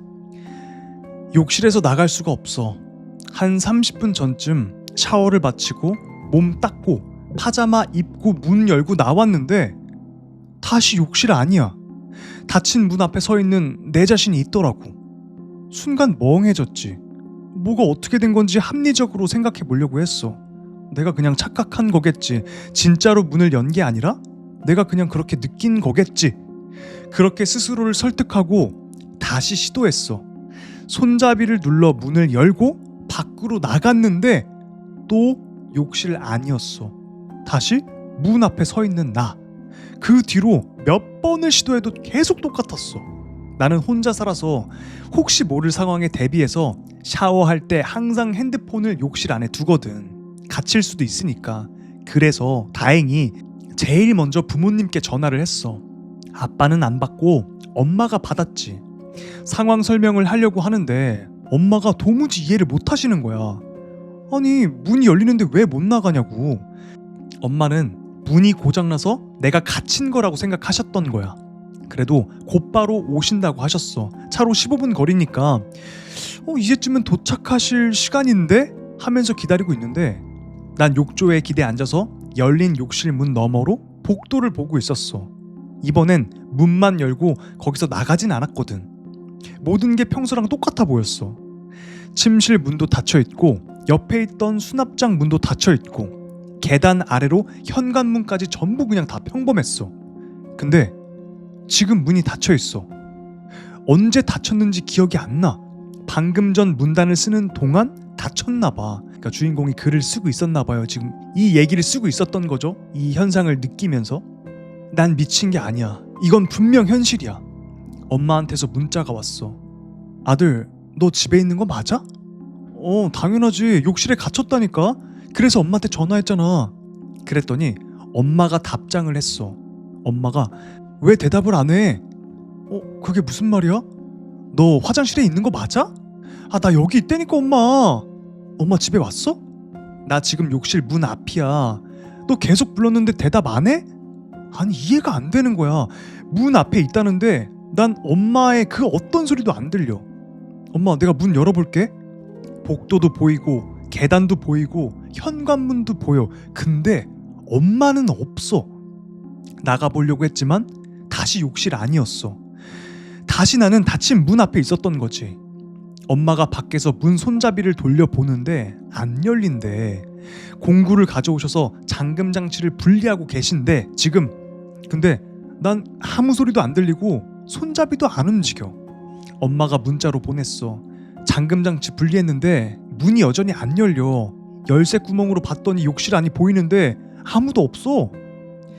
내 쪽은 멀쩡히 손잡이랑 잠금 장치가 다 있는데 이해가 안 돼. 엄마는 경찰을 불러서 문을 부실 거라고 하는데 걱정돼. 문을 부셔도 비어있는 욕실만 보이겠지. 그리고 난 여전히 여기 있을 거고 충전기도 없고 콘센트도 없어. 배터리는 24%. 다 다르면 세상과의 연결은 영영 끊어지겠지. 엄마가 도움을 부르러 나가셨어. 난 그저 앉아서 생각했어. 문을 발로 꽝 차봤는데 당연히 안 됐어. 어디가 약한지도 모르겠고. 이젠 저 문이 그냥 문이 아닌 것 같아. 창문으로 나가볼까 했는데 창문이 열리지 않아. 원래 잠금키가 없어서 잠글 수조차 없는 창문이거든. 근데 지금은 잠겨 있어. 그래서 블라인드를 확 뜯어냈어. 석고 벽이랑 같이 떨어졌지만 상관없었지. 변기 위에 올라가서 창문 손잡이를 잡아 당겼어. 처음엔 안 열렸는데 열리는 거야. 근데 밖이 너무 어두워. 분명 지금 대낮일 텐데 왜 이렇게 깜깜하지? 밖을 살펴봤는데 사람도 없고 모든 게 색이 빠진 것처럼 흐릿해. 설명할 수 없는 불길한 기분이 온몸을 감싸. 그래도 고개를 내밀어 아래를 봤어. 그리고 나는 다시 욕실 안이었어. 창문은 닫혀있고 블라인드도 다시 달려있었어.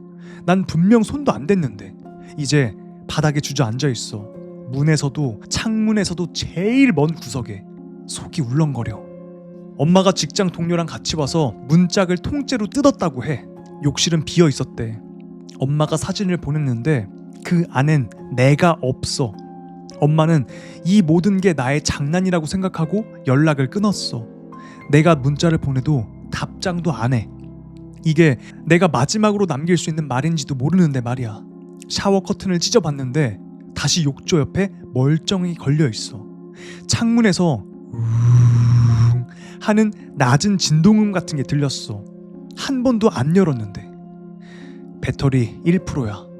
혹시라도 내가 나가게 된다면 업데이트 할게. 아무 글이 안 올라온다면 아직도 난 이 욕실 안에 있는 거야. 라는 이야기였습니다. 이번 이야기는 무한 루프에 갇힌 주인공인 것 같아요. 시공간 자체가 다른 것 같아. 계속 문을 열고 나갔는데 리셋되고 그리고 욕실 안에 있는 물건을 커튼을 뜯어내고 창문을 뭐 하고 블라인드를 막 해도 다시 원상복구가 돼 있고 난 또다시 욕실 문 앞.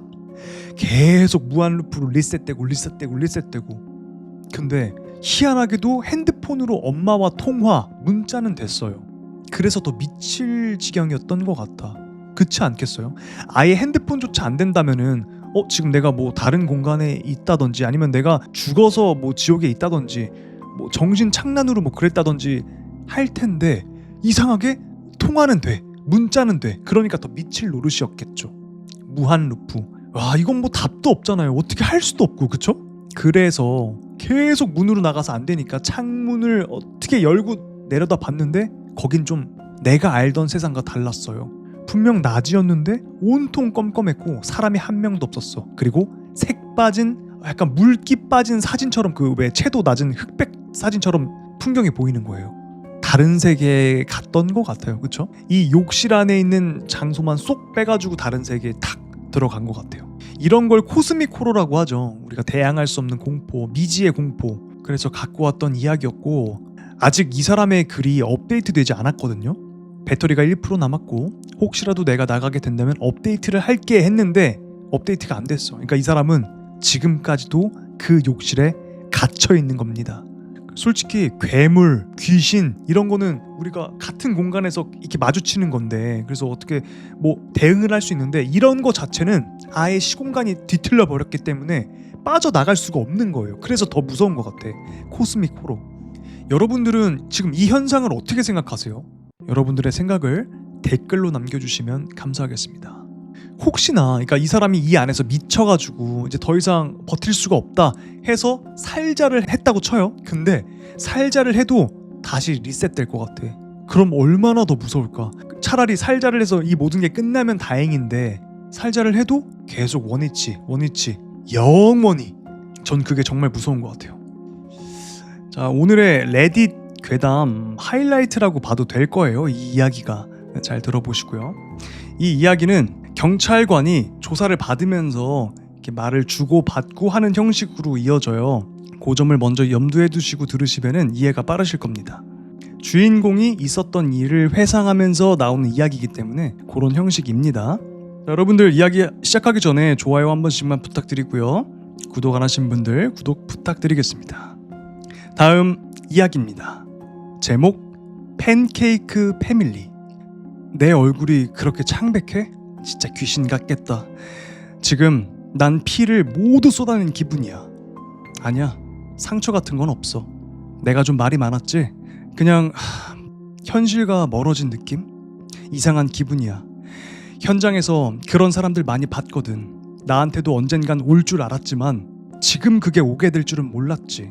현장 봤어? 보지 마. 사진도 보지 마. 파일도 손대지 마.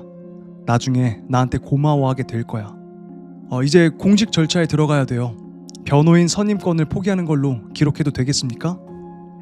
변호사는 필요 없어. 맞아. 권리를 포기할게. 확실합니까? 확실해. 은퇴한 형사 홉슨 밀게이트는 변호인 선임권을 포기했다. 시작할 준비 되셨습니까? 준비는 안 됐지만 말은 해볼게. 그날 밤 어떻게 범죄 현장에 가게 됐습니까?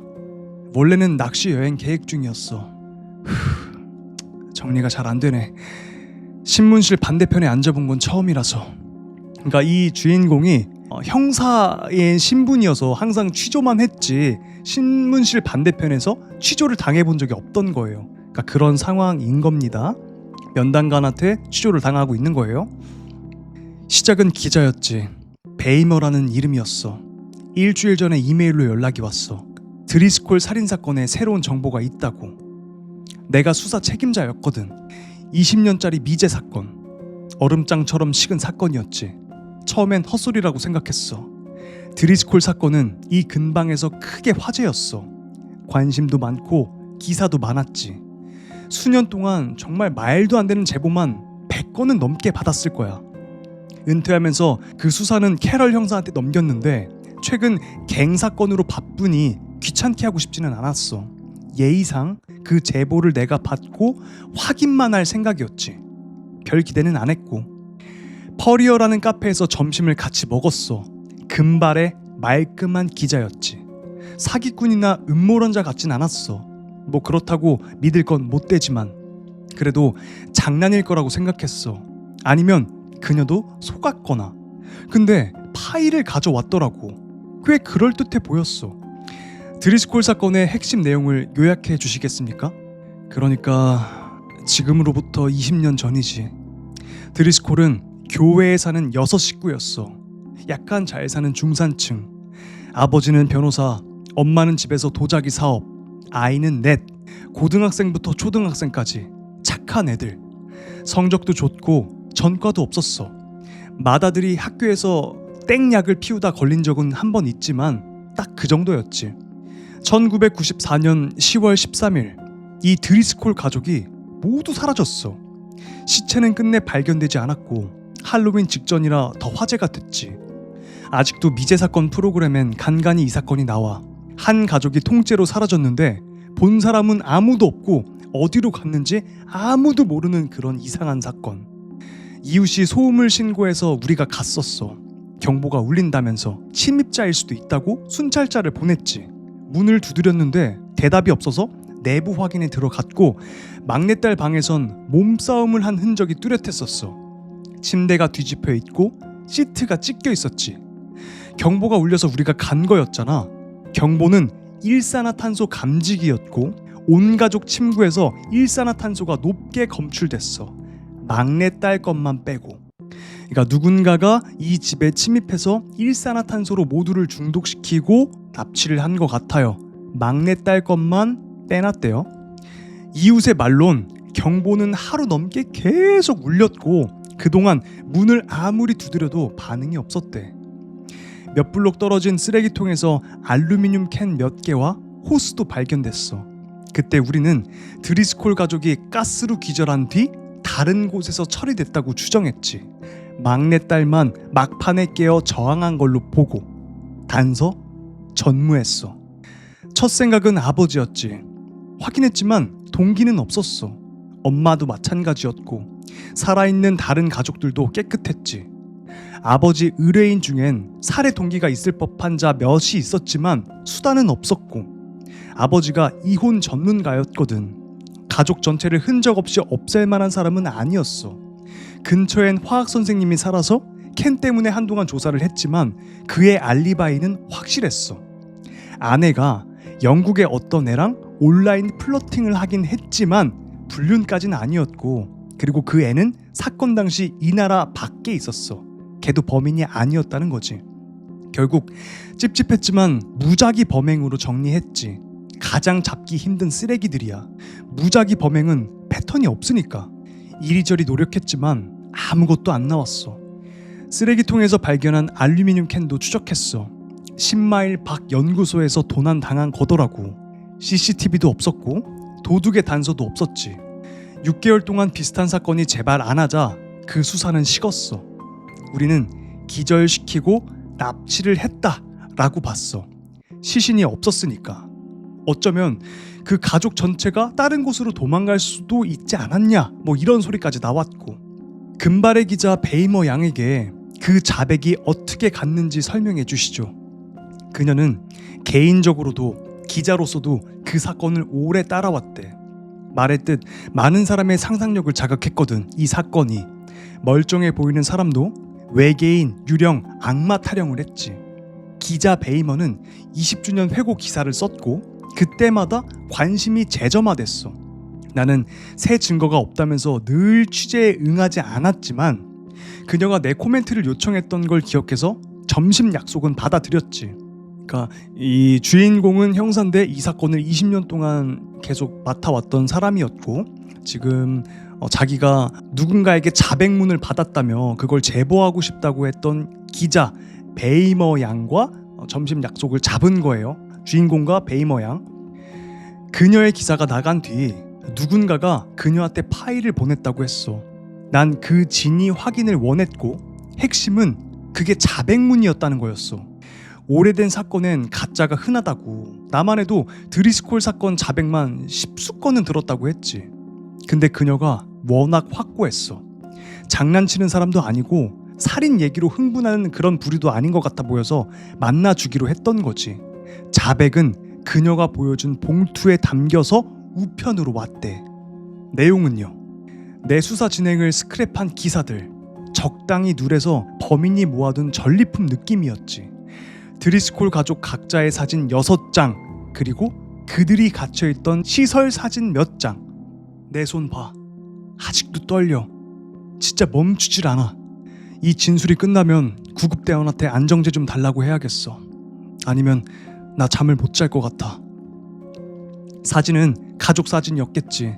그땐 잘 몰랐어. 사진 상태가 엉망이라 누가 누군지 분간이 안 갔거든. 그래도 그 파일이 너무 정교해서 그걸 더 볼 가치가 있다고 판단했어. 자백문은 짧았어. 주소가 있었지. 그게 먼저 눈에 들어왔어. 온라인에 검색이 안 되더라고.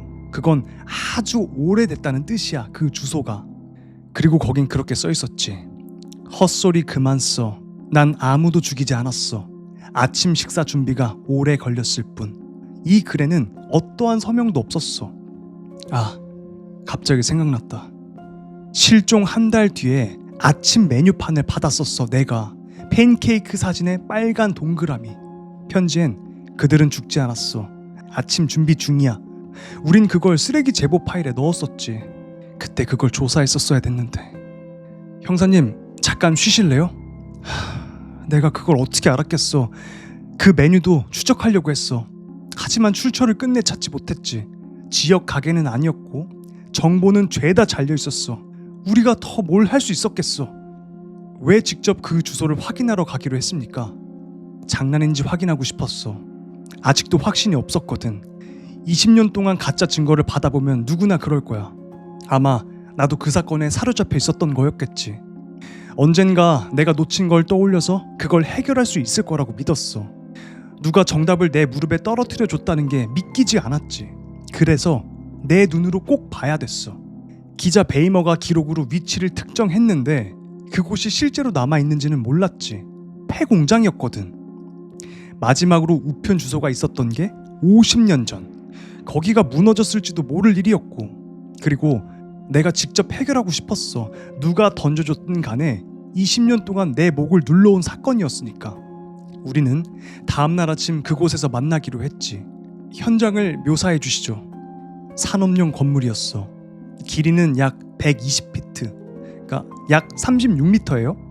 폭은 45피트쯤, 여긴 14m쯤. 목조 건물이었고 겉보기엔 주변 건물들이랑 비슷하게 낡았는데 외벽 여기저기 최근에 덧댄 흔적이 보였어. 입구는 쇠사슬로 잠겨 있었고 예전엔 판금 공장이었다고 들었지. 잠깐 좀 토할 것 같은데 쓰레기통 좀 주겠어? 계속할게. 안에서는 냄새가 났어. 아주 희미하게. 그 시체 냄새는 잊을 수가 없거든. 딱 그 냄새였어. 우린 자물쇠를 따고 안으로 들어갔어. 내부는 어땠습니까? 창고는 생각만큼 버려진 게 아니었어. 내부 복도에 방이 6개. 건물 자체는 오래됐지만 그 구획은 상대적으로 최근에 공사를 한 흔적이 있었어. 방과 방 사이는 방음 처리가 돼 있었고 외부 창문은 없었어. 방끼리 통하는 문도 하나도 없었지. 오직 복도에서만 방에 접근 가능했어. 그때 난 베이머 기자한테 돌아가라고 했어. 왜냐면 그 냄새가 안쪽에서 더 강하게 뿜어져 나왔거든. 냄새를 느낄 수 있었어. 코에 모래알이 끼는 느낌. 방 안에는 프레스가 있었어. 유압 프레스. 4피트, 8피트짜리 커스텀한 유압 프레스였어. 처음엔 그게 뭔지 몰랐지. 프레스 아래에 병원 침대 같은 게 있었으니까. 각 방엔 링거백이 있었고 의료 장비도 있었어. 범인이 그들을 그렇게 오래 살려둔 이유, 그제야 알게 됐어. 잠깐 쉬시겠습니까? 계속 진행할게. 그럼 다음 조치를 말씀해 주세요. 활동 중인 범죄 현장이란 건 명백했어. 이곳이 의심이 없었지. 난 연쇄살인범의 소굴에 있다고 생각했어. 몇 번이고 베이머한테 나가라고 했어. 그녀는 날 혼자 두는 건 옳지 않다며 버텼지. 신랑이 할 시간도 없었고 혹시라도 드리스콜 가족이 아직 살아있고 그럼 위험할 수도 있으니 내가 혼자 진행할지 아니면 나가서 지원을 부를지 판단해야 됐지. 집사람에게 미리 내가 어디 간다고 말했고 내가 돌아오지 않으면 신고할 거라고 생각했어. 우리 둘 다 휴대폰 신호는 안 잡혔고 그때 들렸어. 숨이라기에도 애매한 소리. 숨 같지만 아니었어. 더 이상 묘사하고 싶지 않아. 소리가 났어. 더 안쪽으로 우린 움직여야 했지. 창고 맨 끝에 지하로 내려가는 계단이 있었어. 베이머에게 뒤에 있으라고 하고 난 권총을 뽑았지. 손전등도 꺼내 그걸 켜고 지하로 내려갔어. 지하는 손으로 판 흔적이 있었어. 아마 20년 내내 파내려간 걸지도 몰라. 바닥은 흙이었고 저 멀리까지 터널이 쭉 뻗어 있었어. 일정 간격으로 지지목이 받치고 있었지. 손전등이 처음으로 그 더미를 비쳤을 때 차라리 죽어 있었으면 좋았을 텐데. 내 탓이야. 내가 찾았어야 됐어. 어떻게든 구했어야 됐어. 미안하지만 여쭙겠습니다. 현장을 묘사해 주세요. 처음엔 내가 뭘 보는지 몰랐어. 지금도 정확히는 모르겠고 그냥 층층이 쌓인 판이었어. 두께 2피트 남짓. 2피트가 60cm 정도예요. 냄새와 색으로 보아 그건 살덩이였지. 난 시체를 토막내서 포개놨나 싶었어. 물론 그래서도 충분히 끔찍했겠지. 하지만 진실을 알려준 건 눈알이었어. 맨 위에 포개진 그 판 중앙에 완벽히 둥근 눈알 하나. 접시만큼 늘어난 안화 속에 눈알. 그때 깨달았지. 내가 보고 있는 건 20년간의 고문이라고. 놈은 20년 동안 그 가족 전체를 유압 프레스 아래에 눕혀서 링거로 살려두고 압력을 아주 조금씩 올렸어. 몸이 적응할 만큼 아주 천천히. 그래서 그들의 몸이 팬케이크처럼 납작해질 때까지 계속 누른 거야. 그 오랜 시간을. 매년 4분의 1인치씩 20년간을 계속 눌렀던 거야. 그리고 회복 불가능한 부서진 조각이 된 순간 그들을 유압 프레스에서 꺼내 서로의 위에 차곡차곡 쌓아 올린 거야. 왜 그렇게까지 했던 걸까? 모르겠고 사실 알고 싶지도 않아. 그리고 난 아직도 다행히 다 죽었구나 저것들이 하고 있는데 맨 위에 있던 그게 다시 숨을 쉬더라고. 그게 뭐라고 말했습니까? 처음엔 아무 말도 못했어. 도움 없이는 말도 할 수 없었지. 아마 에이브리 드리스콜이었을 거야. 성별도 나이도 알아보기 힘들었지만 머리카락 남은 곳이 금발이었거든. 머리는 흉터투성이. 이 빌어먹을 범인놈이 두개골 일부를 제거했을 거야. 아니면 머리를 그렇게 납작하게 만들 수가 없어. 몸처럼 납작하진 않았지만 충분히 납작했지. 그들의 뇌가 어떻게 버텼는지 누가 알아. 코가 눌려 납작해진 뒤에는 입술이 여기저기에 이빨이 뚫려 있었고 에이브리는 실종 당시 14살이었어. 14살. 뭐더라? 펌프가 있었어. 어떤 펌프 장치. 호스를 손전등으로 따라가 보니 더미에 있는 모두가 그 펌프와 연결이 돼 있었어. 이들은 스스로 숨을 못 쉬는 거야. 어느 순간부터 폐가 부풀어 오를 공간 자체가 없었을 테니까. 가슴 한복판을 절개해서 기구를 꽂아둔 모양이었어. 스위치가 있었고 그들을 프레스로 왜 눌렀는지는 도저히 모르겠어. 패닉이었지. 뭐라도 하고 싶었어. 그 스위치를 켜면 숨이 들어가고 그들이 괜찮아질 거라고 생각한 걸지도 몰라. 스위치를 눌렀지. 맨 위 호스로 가는 공기량이 늘었고 펌프가 더 힘들게 작동하는 소리가 났어. 그때 에이브리 드리스콜이 비명을 질렀어. 자신을 죽여달라고 했지. 다른 말도 했어. 횡설수설. 난 그 말을 이해 못했지. 고통 속에서 아마 수년 전부터 미쳐 있었을 거야. 난 어떻게 해야 될지 몰랐어. 비명이 멈추질 않았어. 내가 그들을 프레스로 눌러버린 고문자라고 확신한 듯했어. 눈을 가까이 보니 흰 흉터 천지였어. 완전히 맹인이더라고. 화상 환자들을 인터뷰한 적이 있어. 그 사람들도 시간이 지나면 의미와 목적을 다시 찾았더라고. 근데 이 납작하게 눌려버린 드리스콜 가족에게 그런 게 가능했을까? 내 이름을 말했어. 형사라고 말했고 도우러 왔다고 계속 반복했지. 물론 그 누구도 도울 수 없다는 걸 알면서. 소리에 끌렸는지 베이머가 내려왔어. 그녀 말로는 내가 비명을 질러서 달려왔다는데 난 비명을 지른 기억이 없어. 어쨌든 왔어. 그리고 더미를 보고 비명을 질렀고 난 에이브리에게만 매달렸지. 그는 내 말을 들을 수 있었고 잠깐 정신이 맑아졌어. 알아듣기 힘들었지만 평생 잊지 못할 말을 했어. 제발 절 죽여주세요. 아파요. 괴물이 되고 싶지 않아요. 절 죽이고 가족에게는 오래전에 죽었다고 전해주세요. 아직 절 찾고 있을지 모르겠어요. 무슨 일이 있었는지 알게 하지 마세요. 제발 절 죽여주세요. 그는 울 수 있었고 울었어. 다만 눈물샘이 일그러져서 눈물은 보이지 않았지. 난 베이머를 억지로라도 내보내야 됐어. 20년 전 사건을 해결하지 못한 것 다음으로 내가 가장 후회하는 선택이야. 그녀 자신을 위해서도, 그녀가 다음에 한 말 때문이라도. 그녀는 그 한마디로 더 아프게 만들 수도 없는 그들을 정말 아프게 했어. 그들이 가진 마지막 위안과 희망을 빼앗았지. 왜냐면 그들은 20년간 서로 말 한마디 한 적이 없었거든. 납작하게 눌려진 드리스콜 가족들은 서로 대화를 못했던 거예요. 눈도 다 멀게 해가지고 서로를 몰랐던 거야. 누가 누군지. 그녀가 말했어. 저게 다죠? 그럼 드리스콜 가족 전원 다 살아있네요, 전부? 20년 동안 그들은 서로 자신 옆에 납작하게 눌린 판이 자신의 가족이었다는 걸 몰랐어. 그들 각자는 다른 가족이 어딘가에서 안전하길 희망하며 버텼지. 누군가 자신을 사랑하고 고통 없이 어딘가에 있기를 꿈꾸며. 자기 가족들은 자기처럼 납치당해 와가지고 이렇게 고문받지 않고 다른 어딘가에서 잘 살고 있기를 꿈꾸며 그것만이 희망이었던 거예요. 근데 뒤에서 내려온 이 베이머 기자가 이들이 다 듣고 있는데 드리스콜 가족 전원이 여기 다 살아있네요 라고 말해버린 거야.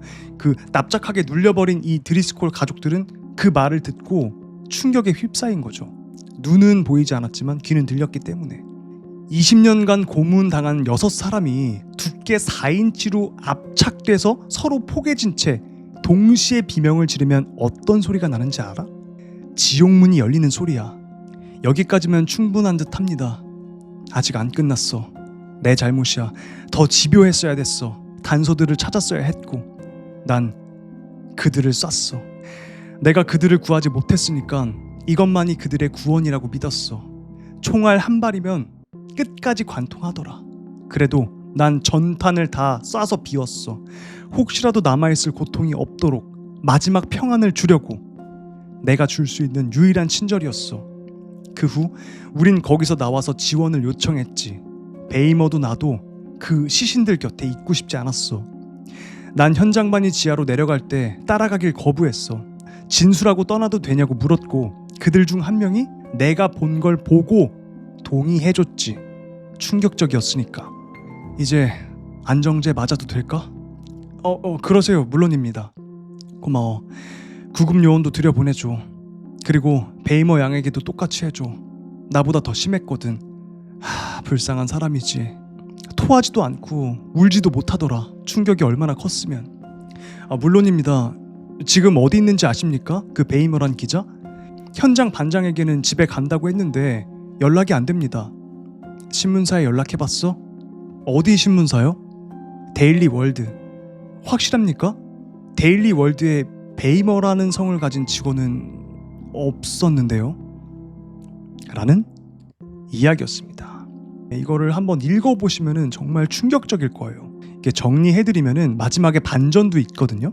이 이야기의 주인공은 형사예요. 근데 이 형사가 그 면담관에게 신문을 이렇게 당하는, 취조를 당하는 그런 상황이었는데 회상을 하면서 자기가 20년 동안 매달렸던 사건이 있었어요. 아주 큰 단서가 되는 제보가 왔던 거야. 그러니까 범인이 자백했다는 거야. 20년 동안 범인을 못 잡았는데 누군가 자백문을 보냈대, 기자한테.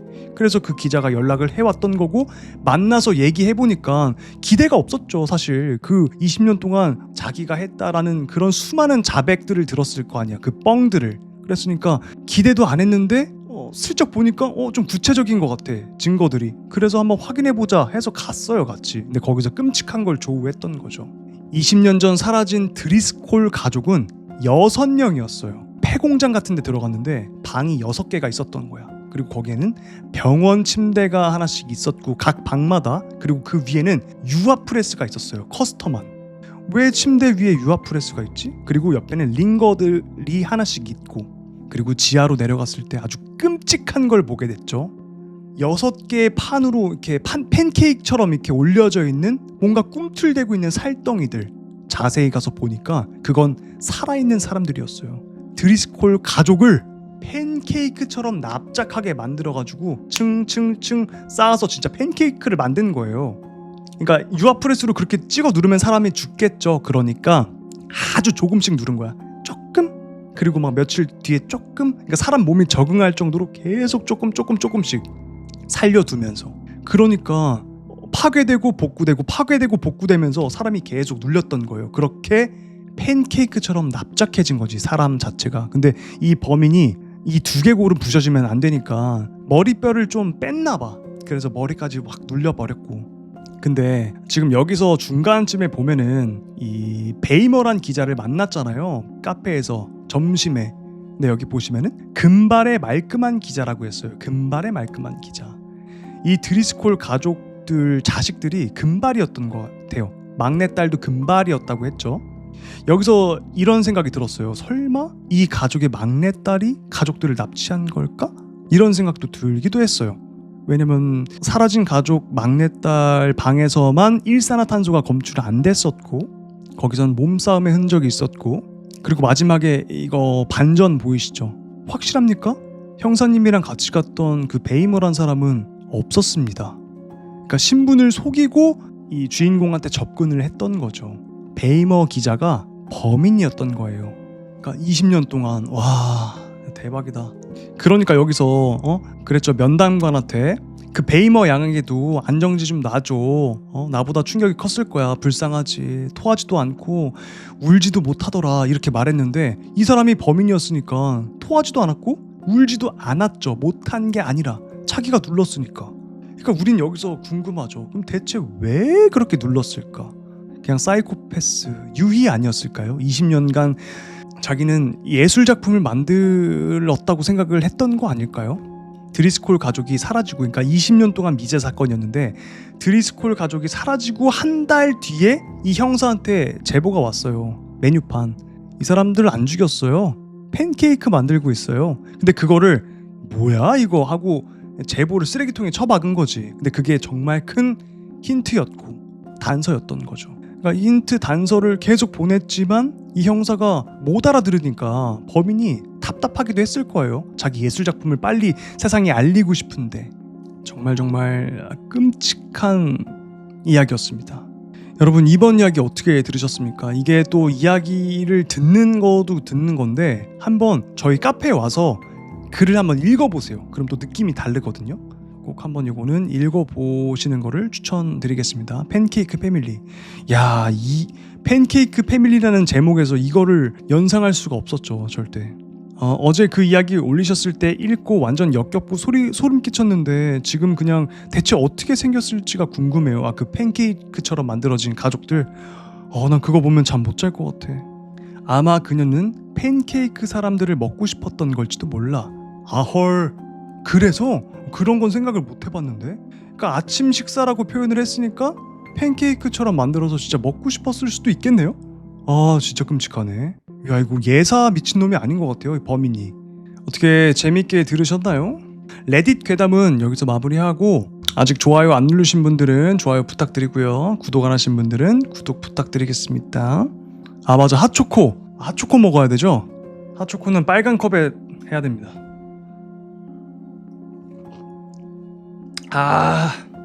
저는 허쉬 오리지널 핫초코. 이게 마시멜로우 버전도 있는데 전 오리지널.